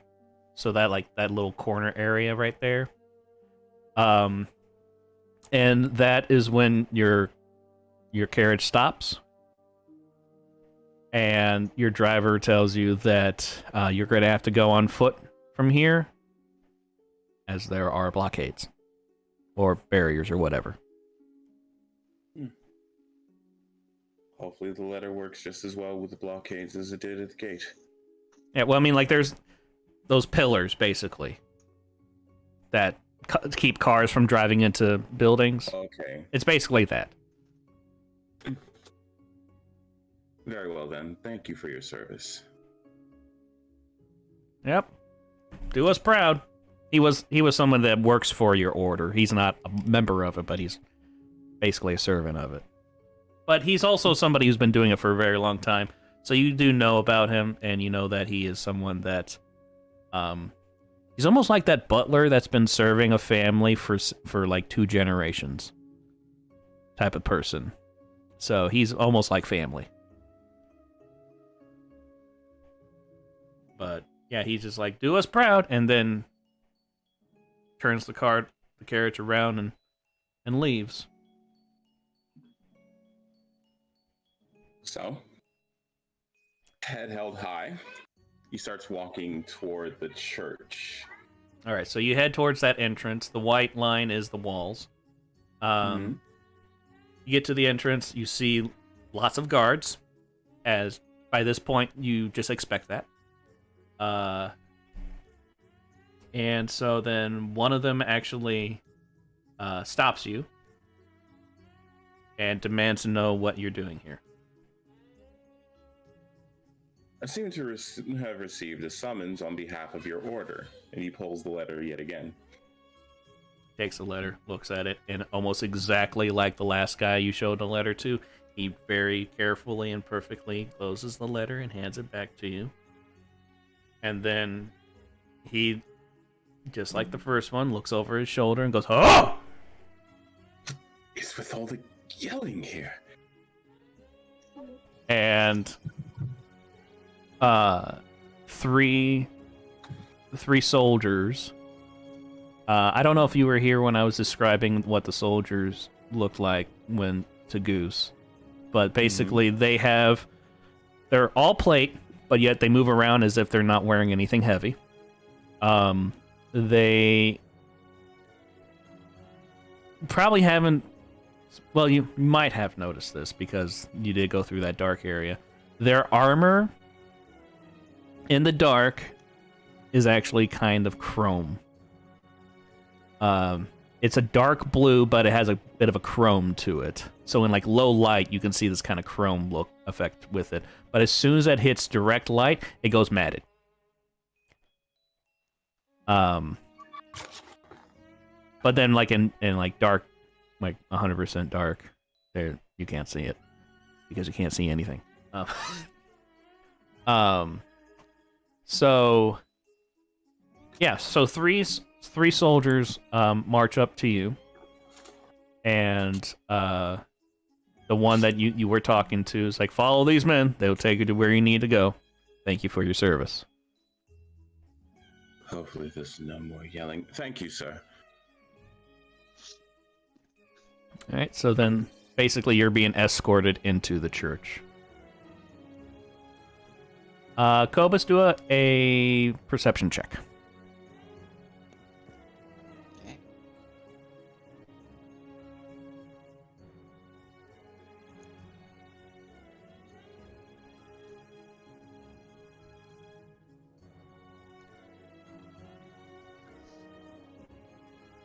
One thing I kind of hate about streaming D&D sessions is that I can't really interact with the chat because I do have to focus on the game. But I want them to experience the madness. Okay, through a 20. Jacob had been talking about it, but I want fucking brisket now. Oh, he always has briskets. Every single time he comes in, he's got some kind of food. So, like, I'm thoroughly convinced, at least probably by the end of this year, he's going to be 5,000 pounds. He's always got something. I'm eating this. I'm eating that. I have like 100 pounds of this shit in my freezer. I just cooked a pig. Like, shit like that. It's ridiculous, and I hate him because I want it. Anyway, so 21, yeah, you definitely notice so these three soldiers are escorting someone. Mutt, how would you describe your character's look? Oh, I found, you might not have seen it, but I posted a link to their figure that I made in Hero Forge. But, And the Discord? oh, sorry, here in the chat for the, here in the chat for the stream.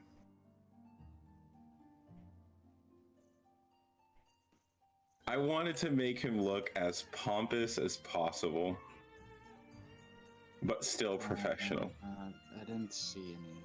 Yeah, I don't see it. Oh, hold on. It might be a YouTube thing. I don't know why, but even though I turn off the blocking for links or anything like that, people still can't seem to share links. I don't know. Okay, it's in the general. Okay. I posted in the general for the Discord. I feel like the beard I gave him really does it. I have a feeling someone's going to drop kick you in the face. I wanted his look to be punchable. I think you made it, at least.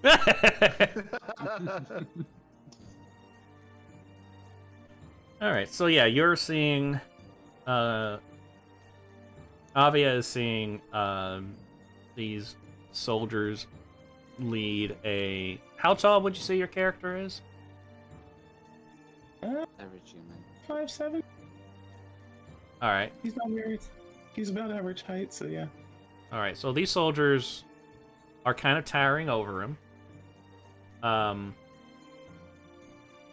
But yeah, you're seeing that these soldiers are escorting this human in the blue robes and stuff, looking quite ornate.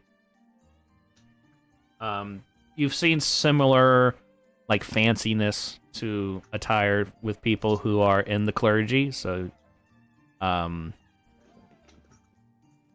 and you can tell that what kind of like gear do you have?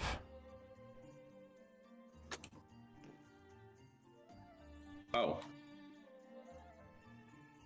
I probably should add that to the figure because it does have the option to have this on the hip. But he has a crossbow, a mace, and a buckler. Okay. Type of shield that I was gonna go with. Yeah.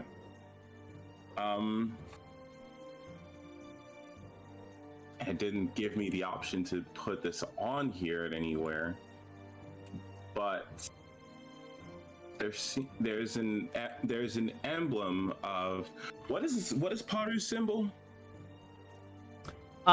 It's some form of a shield, basically. It's different throughout the different divisions and sects of the different clergy, different military, different paladins, different classes.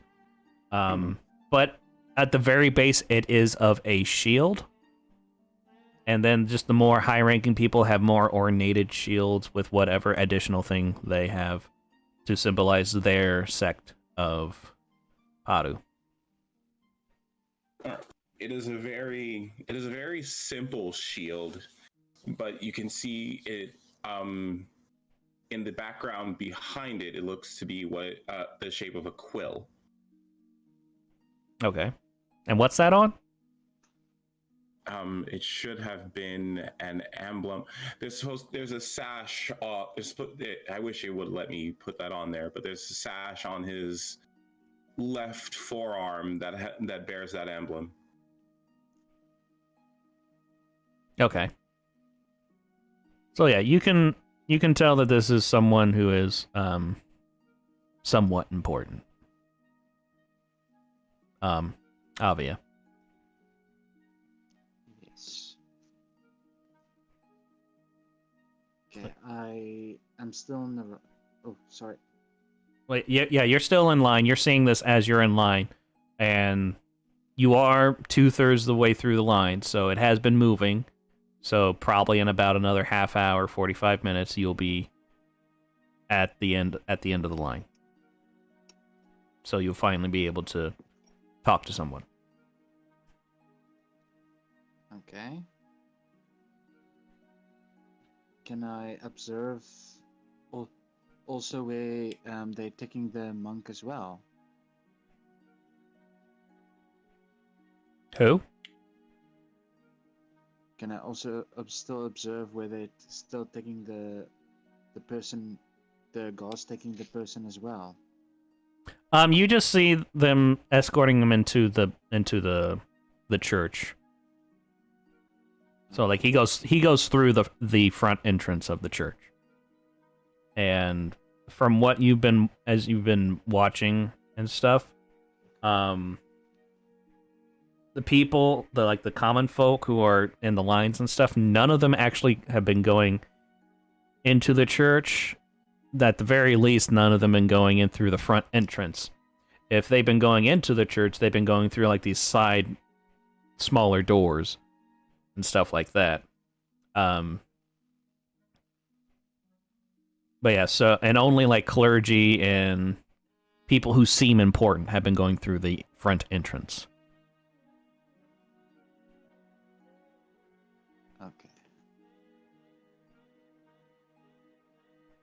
So I came up as I wait. I come up to the front, and they ask me. Well, you haven't reached the front name. yet. Okay, so But yes, like I said, there's still a little bit of time before you're going to reach the front, but the line has been moving exceptionally faster than you thought it would. So it's not so much of a torment. okay. But yeah, so nothing else seems to be out of the ordinary for a while. And then once you get really close to the front, then we go to Goose. So, you get to kind of, so you're on the opposite side of where Lex entered through, but you get to about the same area, and you see those like pillar bollards or whatever they're called. That kind of like circle area. Yeah. Okay. So going in, so basically, if you made a line from the edge of the circled area to the wall of the church, there's basically a line of those bollards or whatever they're called. So you can't take your cart, and you can tell that. Yeah. I kind of just step out of cart. I just like find some place we can like put the cart aside, essentially. Well, when you pull up, a couple of guards notice you, and one of them takes exceptional note. And so then you kind of just hear a bit in the distance, oh!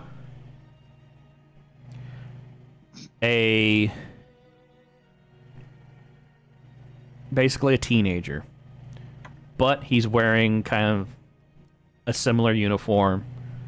As you've been noticing that there have been people wearing dark blue uniforms of sorts, whether it's just a jacket or an actual suit or something. But this teenage human runs up to you. Is like, I'll take your ox, sir. Oh, splendid! Thank you so much. I kind of get down and give him the reins. All right, he takes it, and then as he is climbing onto the cart, a couple soldiers come up. One soldier gets on the cart with him, and then they ride off. And then another one. And then there's 3 soldiers that they come up to you, and one of them says, "Welcome to the right, sir. If you would just follow us, we'll take you where you need to go." Well, most excellent. Thank you. Yeah, so Yeah, they escort you.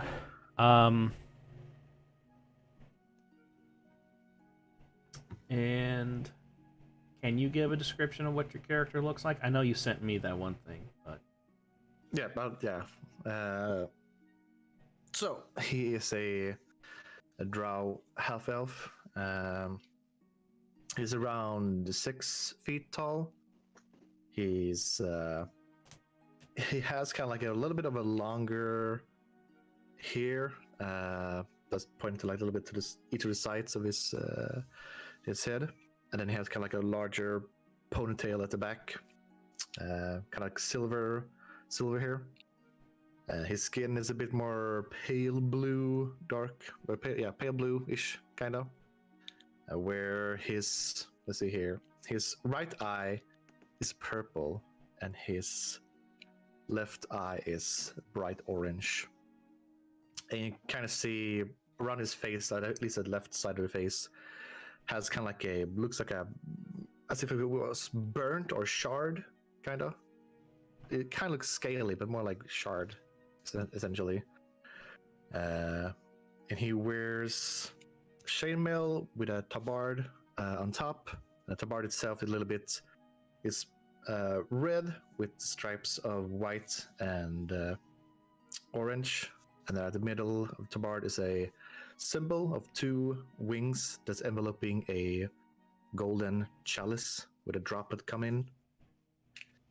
And he wears a kite shield with a spear on his back, and on the side is a dagger.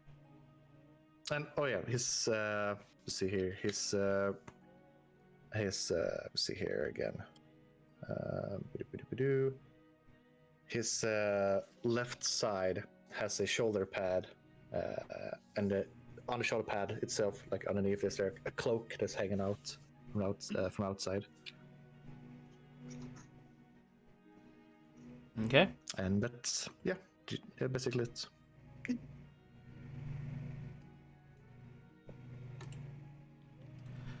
All right. So, Avia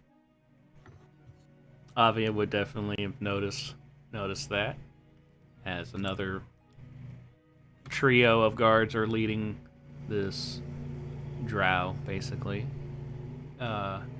into the church. And so then you finally get close enough to the front of the line to where you actually see where it almost looks like there's a bunch of booths where people are going up to, and you can't quite tell what they're saying, but people just go up, they talk for a bit. Most of them are being given an emblem that you have seen a lot of at this point, and it's just a basic shield with the signet of the clergy of the church in the center of it. And some of them are either just walking away, going and leaving the church courtyard, basically, or they are going inside the church through the other doors. So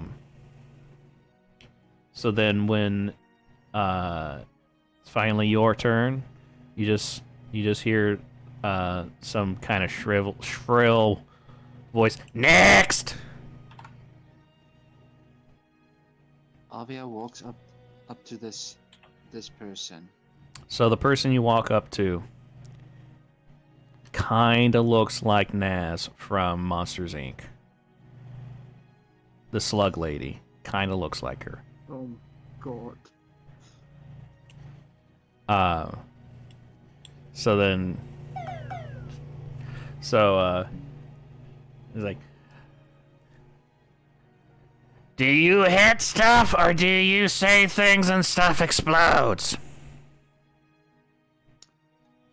No. To make things explode. Nice. I'm sorry. I don't make things explode. Are you a doctor, or do you work in paperwork? No. Why on earth? Are you, or have you ever been a member of the clergy?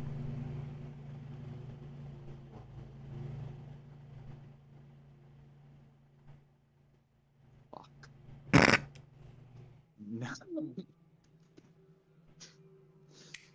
No. No, I've never been part of it. I work at a tavern as in a couple of taverns as a bard. Are you a singy bard, or are you a glowy bard?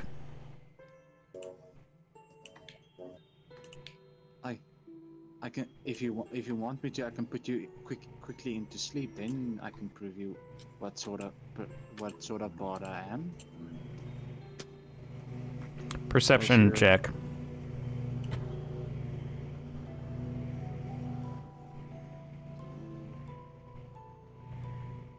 D20 plus 1.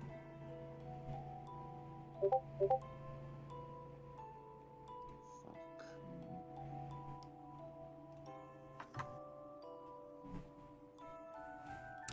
Okay.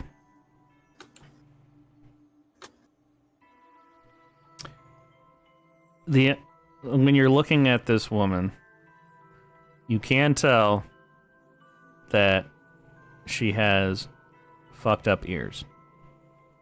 They look like they've been cut. But that's all you can really decipher. No, honey, that won't work on me. But with that answer, I can tell that you're a glowy bard. She starts writing a bunch of shit down that just looks like a bunch of scribbles. And then as she's writing stuff down, she reaches over and grabs basically a stamp. And it's a red stamp. And she picks it up, and then somebody runs up behind her and whispers something into her ear. And she's just like, okay! Grabs a different stamp. And just puts a like the shield emblem.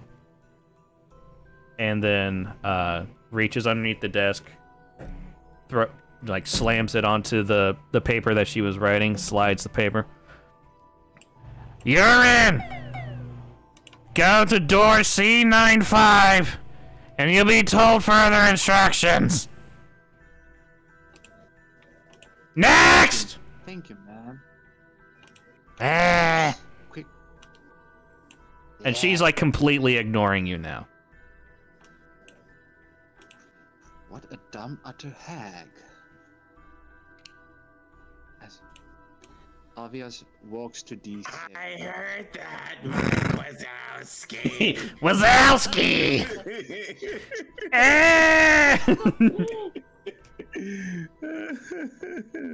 I just wanted to do the voice, really. I loved it. I loved It's it. too late to say. Too late to I- say we could clip I it. started playing a game called Kindergarten, and since there's no actual voices in it, I've been doing the voices of all the characters, and it was a lot of fun, but extremely exhausting. Okay. Goose, do me a favor and type out the physical description of your character in the general. Okay. Or you can send the link Um, of the thing you sent me. Oh, wait. Yeah, Oh, yeah. I don't have any other coloration because I wasn't sure yet how the coloration is tabard and shit, but yeah. Oh, okay. I can still make them in Hero Forge easy. Yeah. I'll be sending you the link here. Matt, do you have mine? No. Excuse me. Post your picture in the art section. Okay. Art section. Okay. I'm giving you also the idea one that I've been working on as well. So you get 2 pictures now. Awesome. Good to have multiple perspective. Yes. You have the idea one, and you get the real design one. Okay.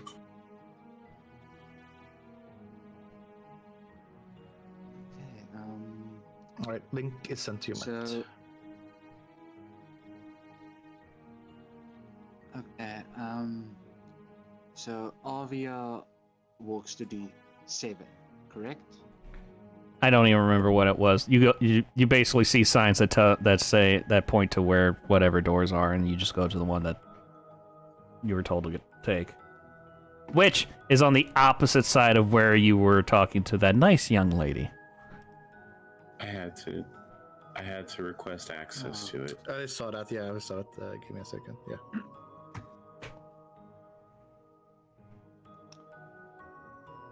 As I walk by, as I walk, I see the more line of people stand in line to join the military, and I hear the hag still shouting. Yeah, you can still hear her until you get to a certain point, and then it kind of drowns out because there are lots of people here, and when you turn to look at the lines, it looks like the lines don't change. Other than the people's faces, the lines don't change. So just as fast as they're leaving, they're filling back up. And there's a lot of people. There's lots of soldiers, so there's lots of clanging and shit. And there's yeah, it's like trying to, or it's like being in I don't know why I can never remember the Square in New York. Is it just called the Square? Where all the advertisement and movies take place? Times Square? Times Square. Times Square. I don't know why I keep forgetting that. But I know it. But yeah, it's like that kind of busy. Like rush hour Times Square. Jeez. So it doesn't take long for her voice to just drown out with it and all that. But you just follow the signs, and it takes you to a door that has whatever number I said.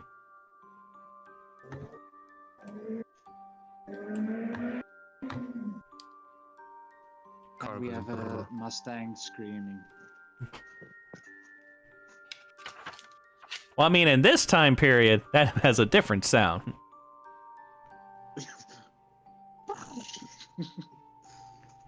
Oh yeah, so let's see. We'll go back to Lex. So you step into the church, this absolutely massive, this absolute unit of a building. And it is almost predictable of how ornate the inside is, but it's still like everybody knows that Notre Dame is very fancy looking on the inside, but they are never ready for it when they go in. That's kind of the same thing with this one. You know that they have put so much money and resources into this building, so you're expecting to look fancy as all hell. But you still weren't ready for it, as it almost looks like you are stepping into heaven. Gold and like blue metals that are just mixed in perfectly to where they're balanced perfectly, and everything is just like, it's almost eye porn of how everything looks. There's tapestries that show some of the great feats that Paru had, or he did, long ago battles that he fought in and saved thousands of lives and stuff like that. It's almost mind-numbing how much there is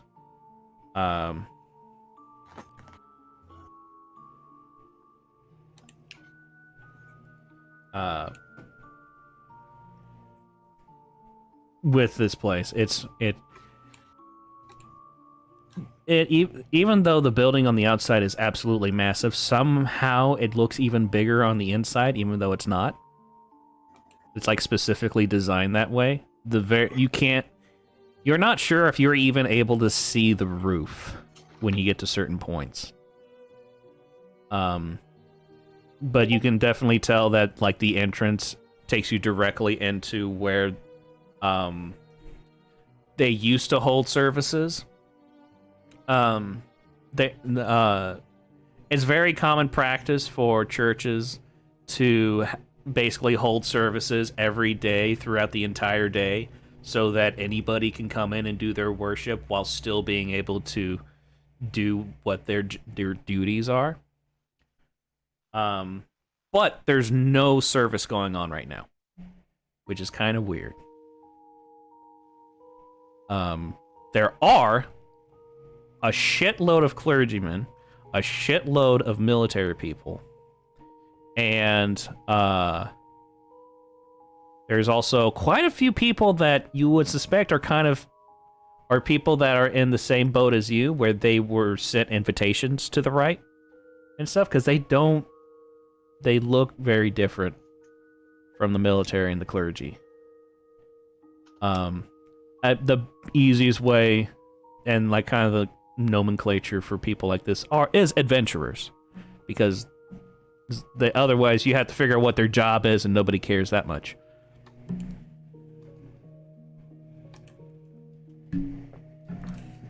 But yeah, if you were to count how many people you're seeing in just this entrance area, at least 1,000.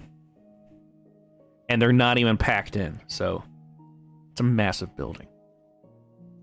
Beautifully decorated, incredibly crowded, and yet still very spacious. Yes. Okay, Lex is very much in awe. Even, he's used to fairly large buildings, but of course nothing like this. Yeah, you have seen massive churches, because pretty much every city has a massive church. You haven't been inside any of them, and if you have been inside a church, it's probably for like a small town or a village. It's still the largest building in the vicinity, but this is a major city, so you've only heard about other ones. That's why you know that there are bigger ones, you've just never seen them, other than like in drawings. Simply amazing. But yeah, so you are escorted. Oh, actually, perception check. Okay.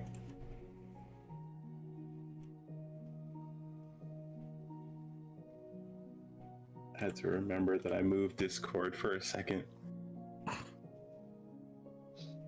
Fuck you, Discord. Benefits of having two monitors. Sometimes you forget what monitor something is on.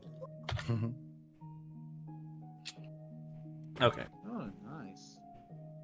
So with the 16, you notice that because of how massive this building is and how massive this service area is, you can actually see there are 12 floors. And there's like walkways that go the perimeter of this room and stuff. And one of the floors, you notice that there is a library. And I need a hit. And I need a religion check.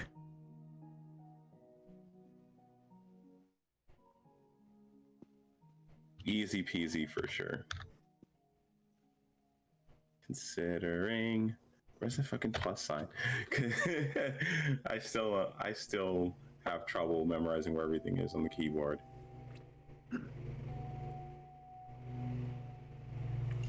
This. Hell yeah. All right. Yeah. Now, each floor is not just the typical 10 feet tall, like most places are, since how big this building is. It's like at least 25 feet, probably 30 feet, is how tall each floor is. You see a library. You can see several shelves and bookcases that go from floor to ceiling. You also know that this particular library is one of the top 20 libraries, meaning it has the most amount of... It's within the top 20 of having the most amount of information in it.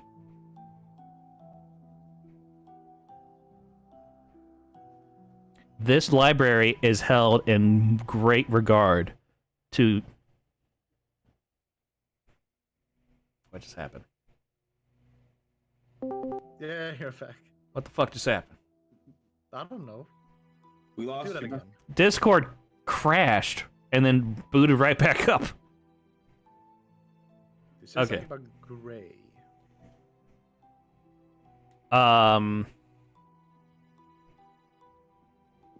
Okay, what was I talking about before that?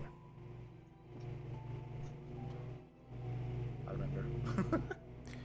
Okay, so the library that you're seeing, you know for a fact, is in the top 20 of libraries like ever.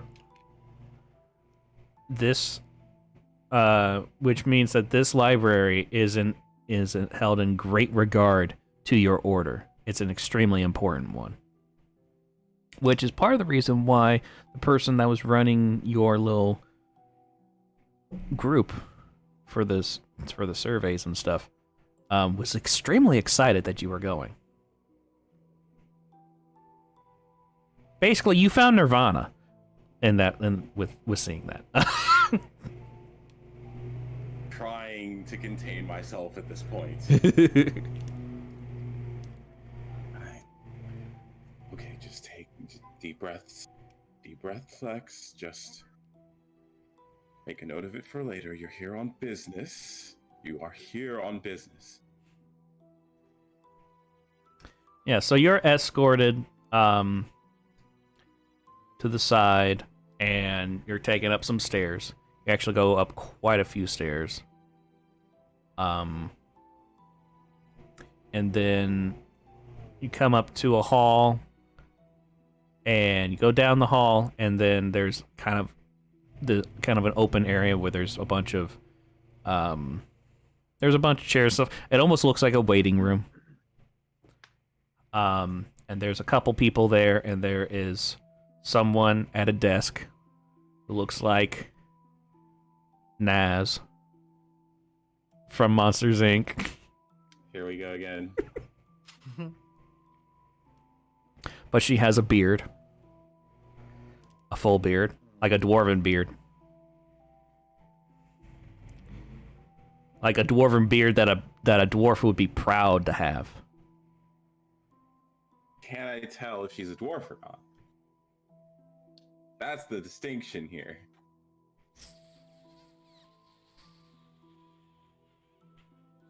I have to double check. Oh shit, And is your campaign in one of those where all dwarves have beards?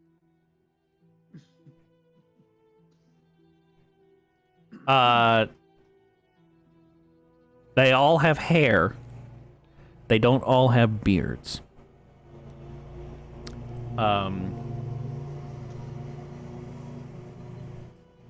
So even as a small child, a boy will start growing a beard at like age 5. Okay. Typically the women, they don't grow a beard per se, but they have stubble. Some of them can get up to an inch. It's very rare for one to actually get a full beard. And then a beard that a dwarf would be proud of. It's like, damn.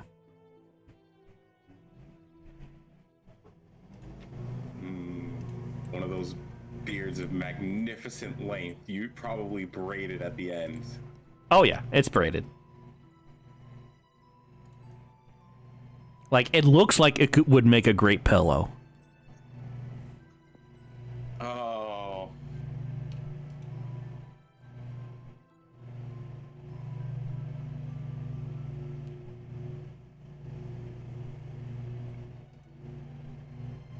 Hold on, I'm having issues with my browser.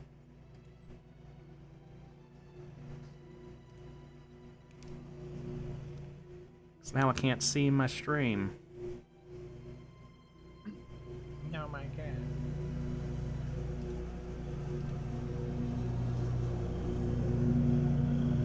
And now my brother's decided he's gonna mow the grass. That's lovely. Oh.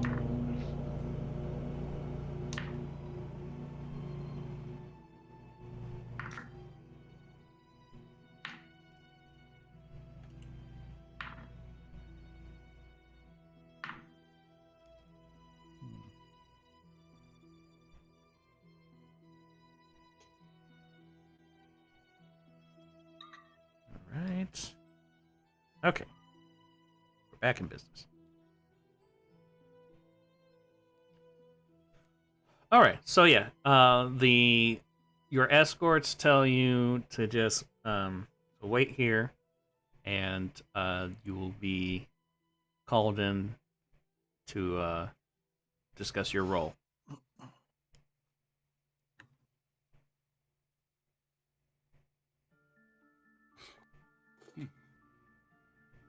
Very well then, wait here I shall. Patiently, without going anywhere, no matter how much I want to. Yeah, you do also, even though those three leave, there is still a dozen guards in that area. Like, you've been seeing a lot of guards. Like, I would say you have never seen this many people who have the capability of snapping you in half in such quick succession. This place is very much well fortified. I would think they'd all be on the outside, but well, most of them, not this many inside. How many guards does this town have? How many guards does this town need? Are you saying this out loud or thinking it? Oh, he talks out loud. Okay. What? The bearded lady just kind of looks at you and then goes back to doing her work. Just like she's just going, she has a huge stack of papers on one side and a huge stack of papers on the other side, and she's just it almost looks random that she's just grabbing whichever side and she's writing it, and then she just puts it, somehow she's able to fit it under at the bottom of the piles. And she's just doing that, just takes a piece of paper, just reading it, going through these files and whatever, writing a bunch of stuff, and then like closes up and then slides it at the bottom of one stack and then grabs another one. So it all just it looks disorganized to me. Yeah, probably. So yeah, you're sitting there for a bit. Onyx is led inside eventually. Like, I think it was like 45 minutes later or something. I think it said 4 or 5 minutes, yeah. Yeah, so, yeah, 45 minutes later, you go in, you see the same kind of grandeur that Lex saw, and all this stuff. It's, for you, this is absolutely the most ornate setting you have ever seen. This puts anything your family has even dreamed of to shame of how, like, extravagant and amazing this looks. Of course, this is also, like, has the funding of, like, 30 of your family. Damn. So, like, they put a lot into this city. Like,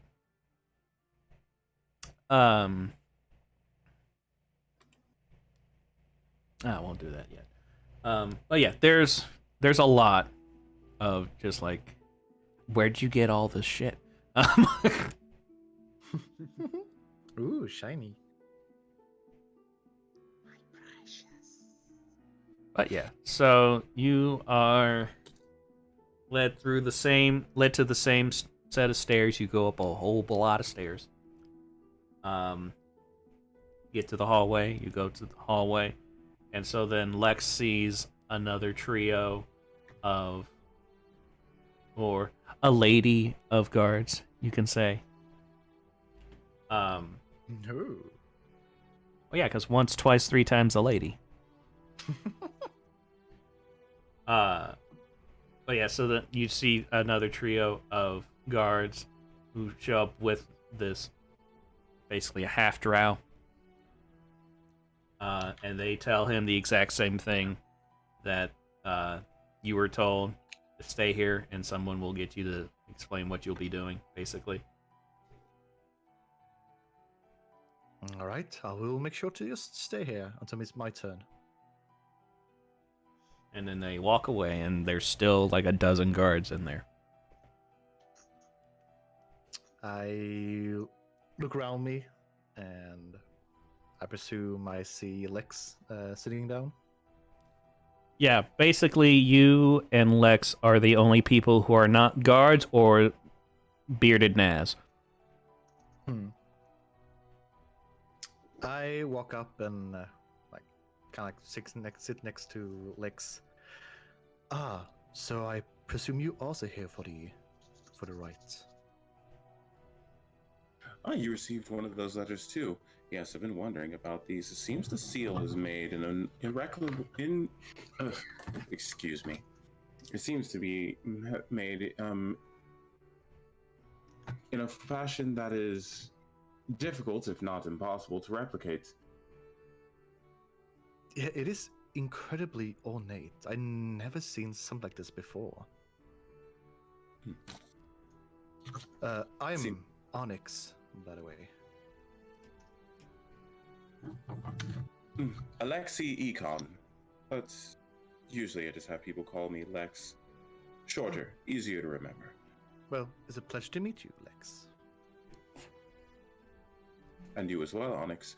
It seems as though we'll be working together from this point on. When whatever task is. Yeah, I look forward to this higher calling of ours.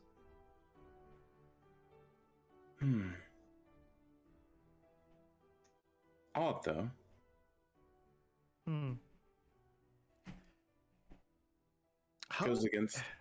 Goes against all logic that we would answer, that they would call. I'm not even high ranking in my order, and yet I was called here. And what of you? Are you anyone of any renown or importance? No, not really. I'm more of a. I'm just a knight of my own. The order from Angels Sanguine. I'm not sure if you heard about it, but yeah, most peculiar how they would just pick me for this specific task. I'm not really sure. Mutt, do a history check.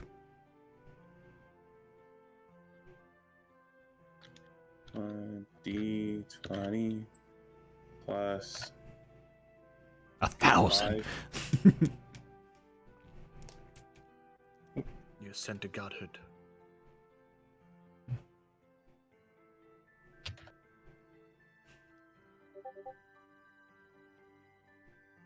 Right, you have definitely heard of his order.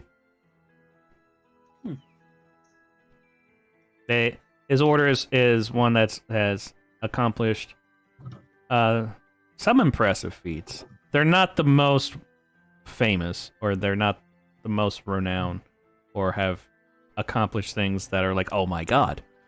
But for an order, they're pretty good. I have indeed heard of your order. Not much is written about you, but there are a few bard's tales that we have logged. Well, yeah. We're not particular famous for anything like that. We're more of it in the background of things. But yeah, it's most peculiar how this all got set up, essentially. None of us being high ranking, yet we still going to this, well, this rite of sorts. On that, I have yet to be told what it entails, and I doubt you have been as well. Not really much information, more that I should just go for this city, aid in this supposed rite, whatever it might be. I don't have much of saying, I just do what's right, essentially. Bit difficult for me to turn it down, even if I wanted to. There was a bit of buzz back home. But whence you hail from? I hate this, I have not come up with a name for the town yet. The city of Townsville. Same, I was like, I'm from Village Town. You know oh, what? that village. Oh, Oh, okay. you know what? House Town. I'm gonna make it another pun. Yes, I hail from the town of Alexandria. Am I gonna have to time you out?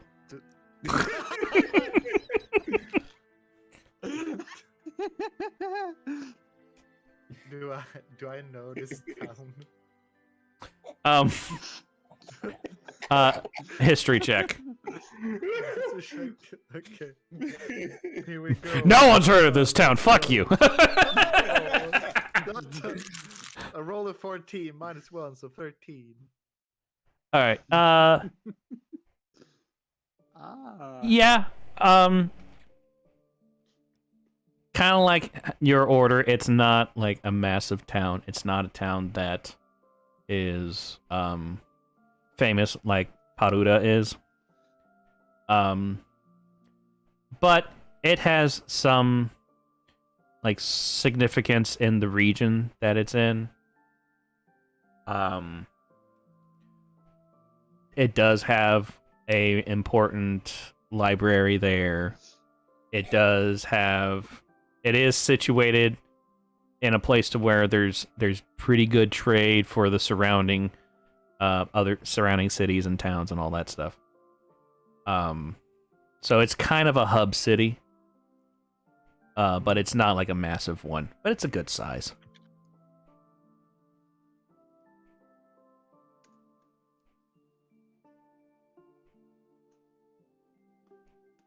So yeah. Yeah, I might have heard of your city before. It's more of a hub city, right? Yes. Travelers in and out. Bards usually. It gives them very good stories.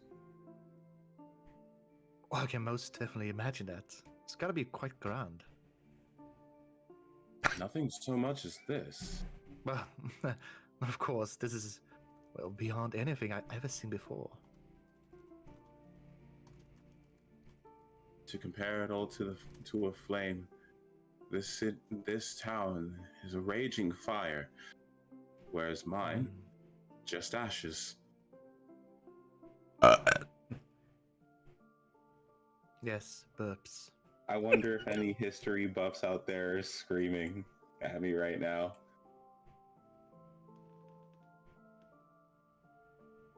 I don't know.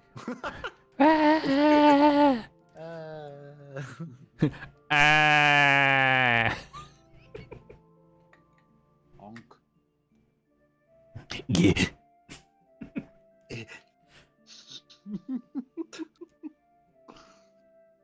So I guess we must all wait.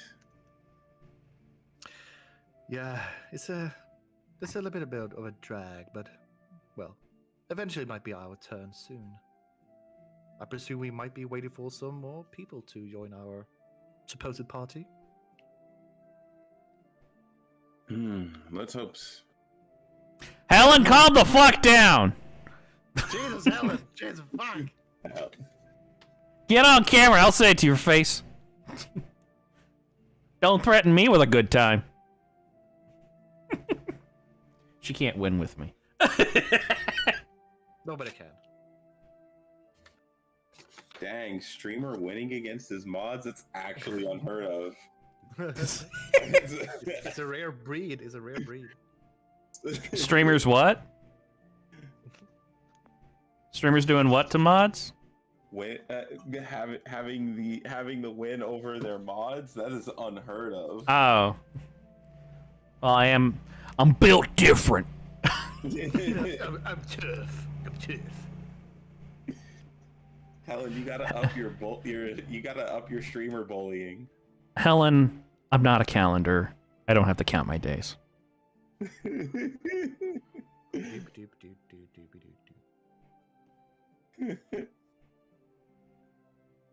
I can't win for sure. I'm alone. That's why.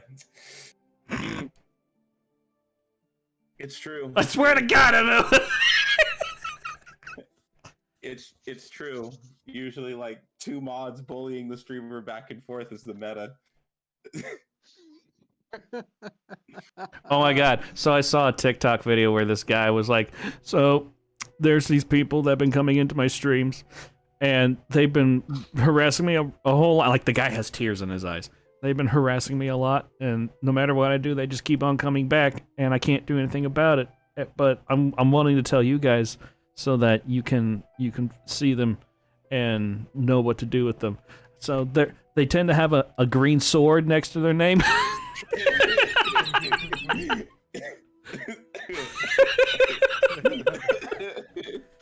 I laughed really hard.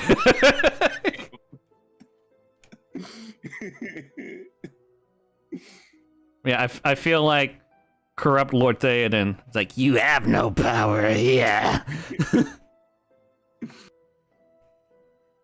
But anyway. So, yeah. Okay, so you guys are chit-chatting and all that. Avia.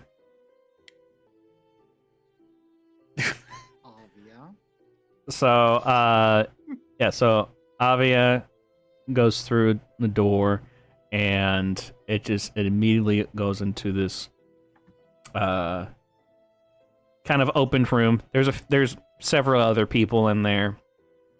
None of them look like they are ready for anything drastic. Some of them look quite nervous. Again, with how this city is, it's mostly human. There is actually an orc. And there are a couple dwarves and a full-blooded elf.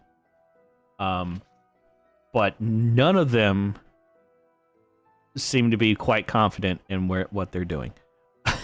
It just seems more like they were just kind of thrown in here. And they're sitting in there's a bunch of seats, and so they're kind of spread out. And then on the other end of the room is a woman who looks like Naz from Monsters Inc. Another one. What They just keep on growing. Keep coming. They just keep coming. But she's wearing an eye patch. It's getting worse and worse. Oh, I'm having too much fun with this. Okay, so this character, the woman, she's the twin. So to say.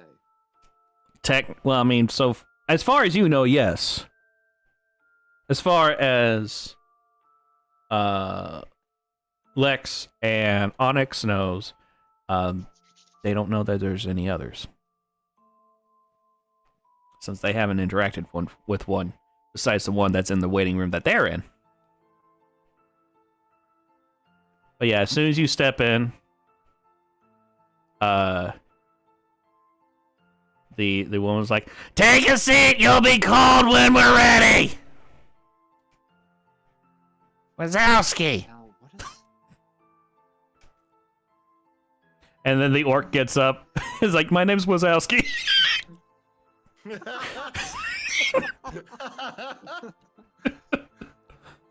So he goes up to her and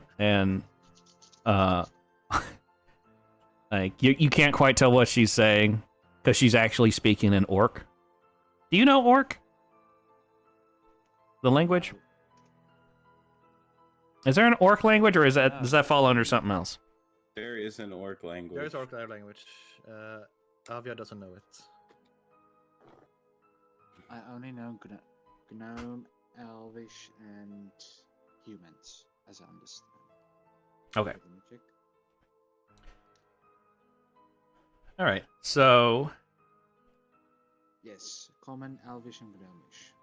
all right. So she is. You're just hearing that, but it's an orc. And then After they're done talking, a guard opens up the door that's behind Naz, and the orc goes in. And then Naz just goes back to doing paperwork and stuff. It's about... Oh my gosh. I would say it's about 25 to 30 more minutes. And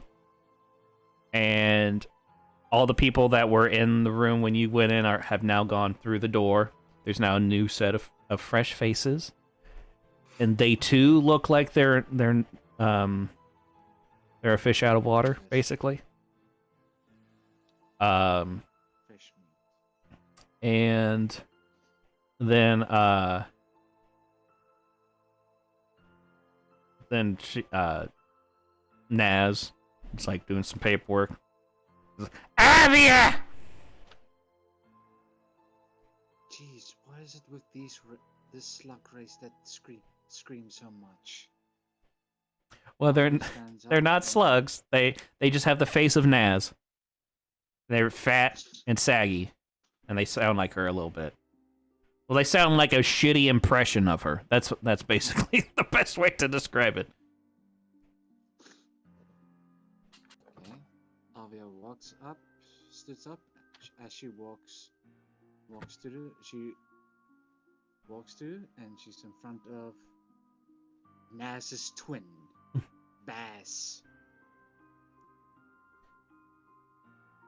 Okay, so then she looks and he's like, paperwork. Here you are, ma'am. She Hope yanks it out of your hand and starts writing a bunch of stuff.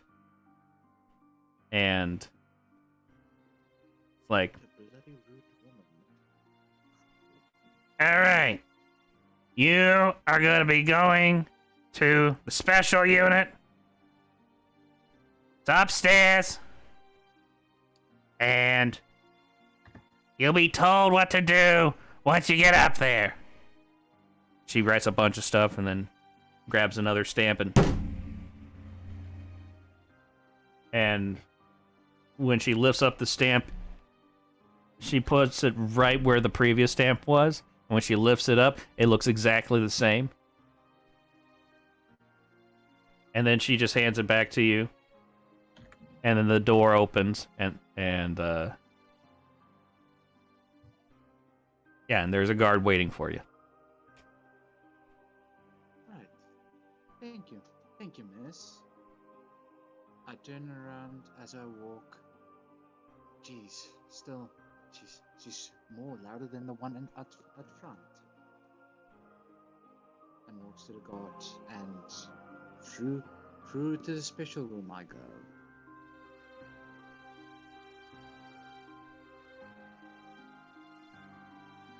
Okay. So you go through the door.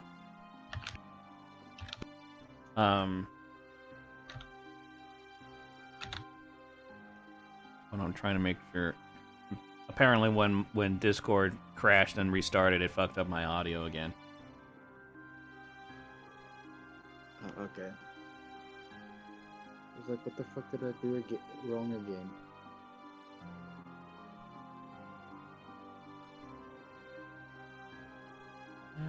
Making sure those are good. All right. That fixed it last time. Let's hope that it continues to fix it.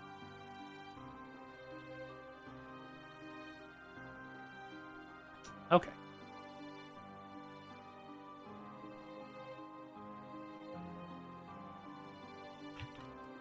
I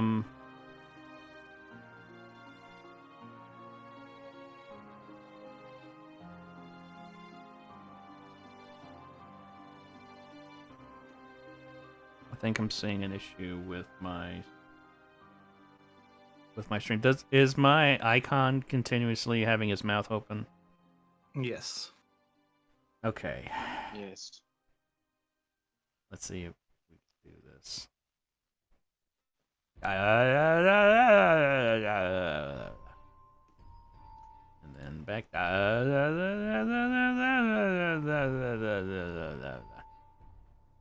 Still fucking Okay. doing it. God damn it. There goes the twirling. Hit now. ERB. Whoop whoop.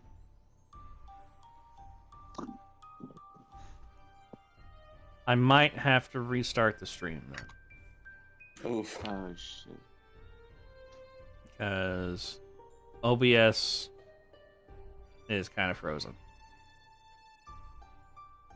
We'll be right back, folks. Hopefully this does actually fix it. So yeah. Hopefully. Let's go grab some water, baby.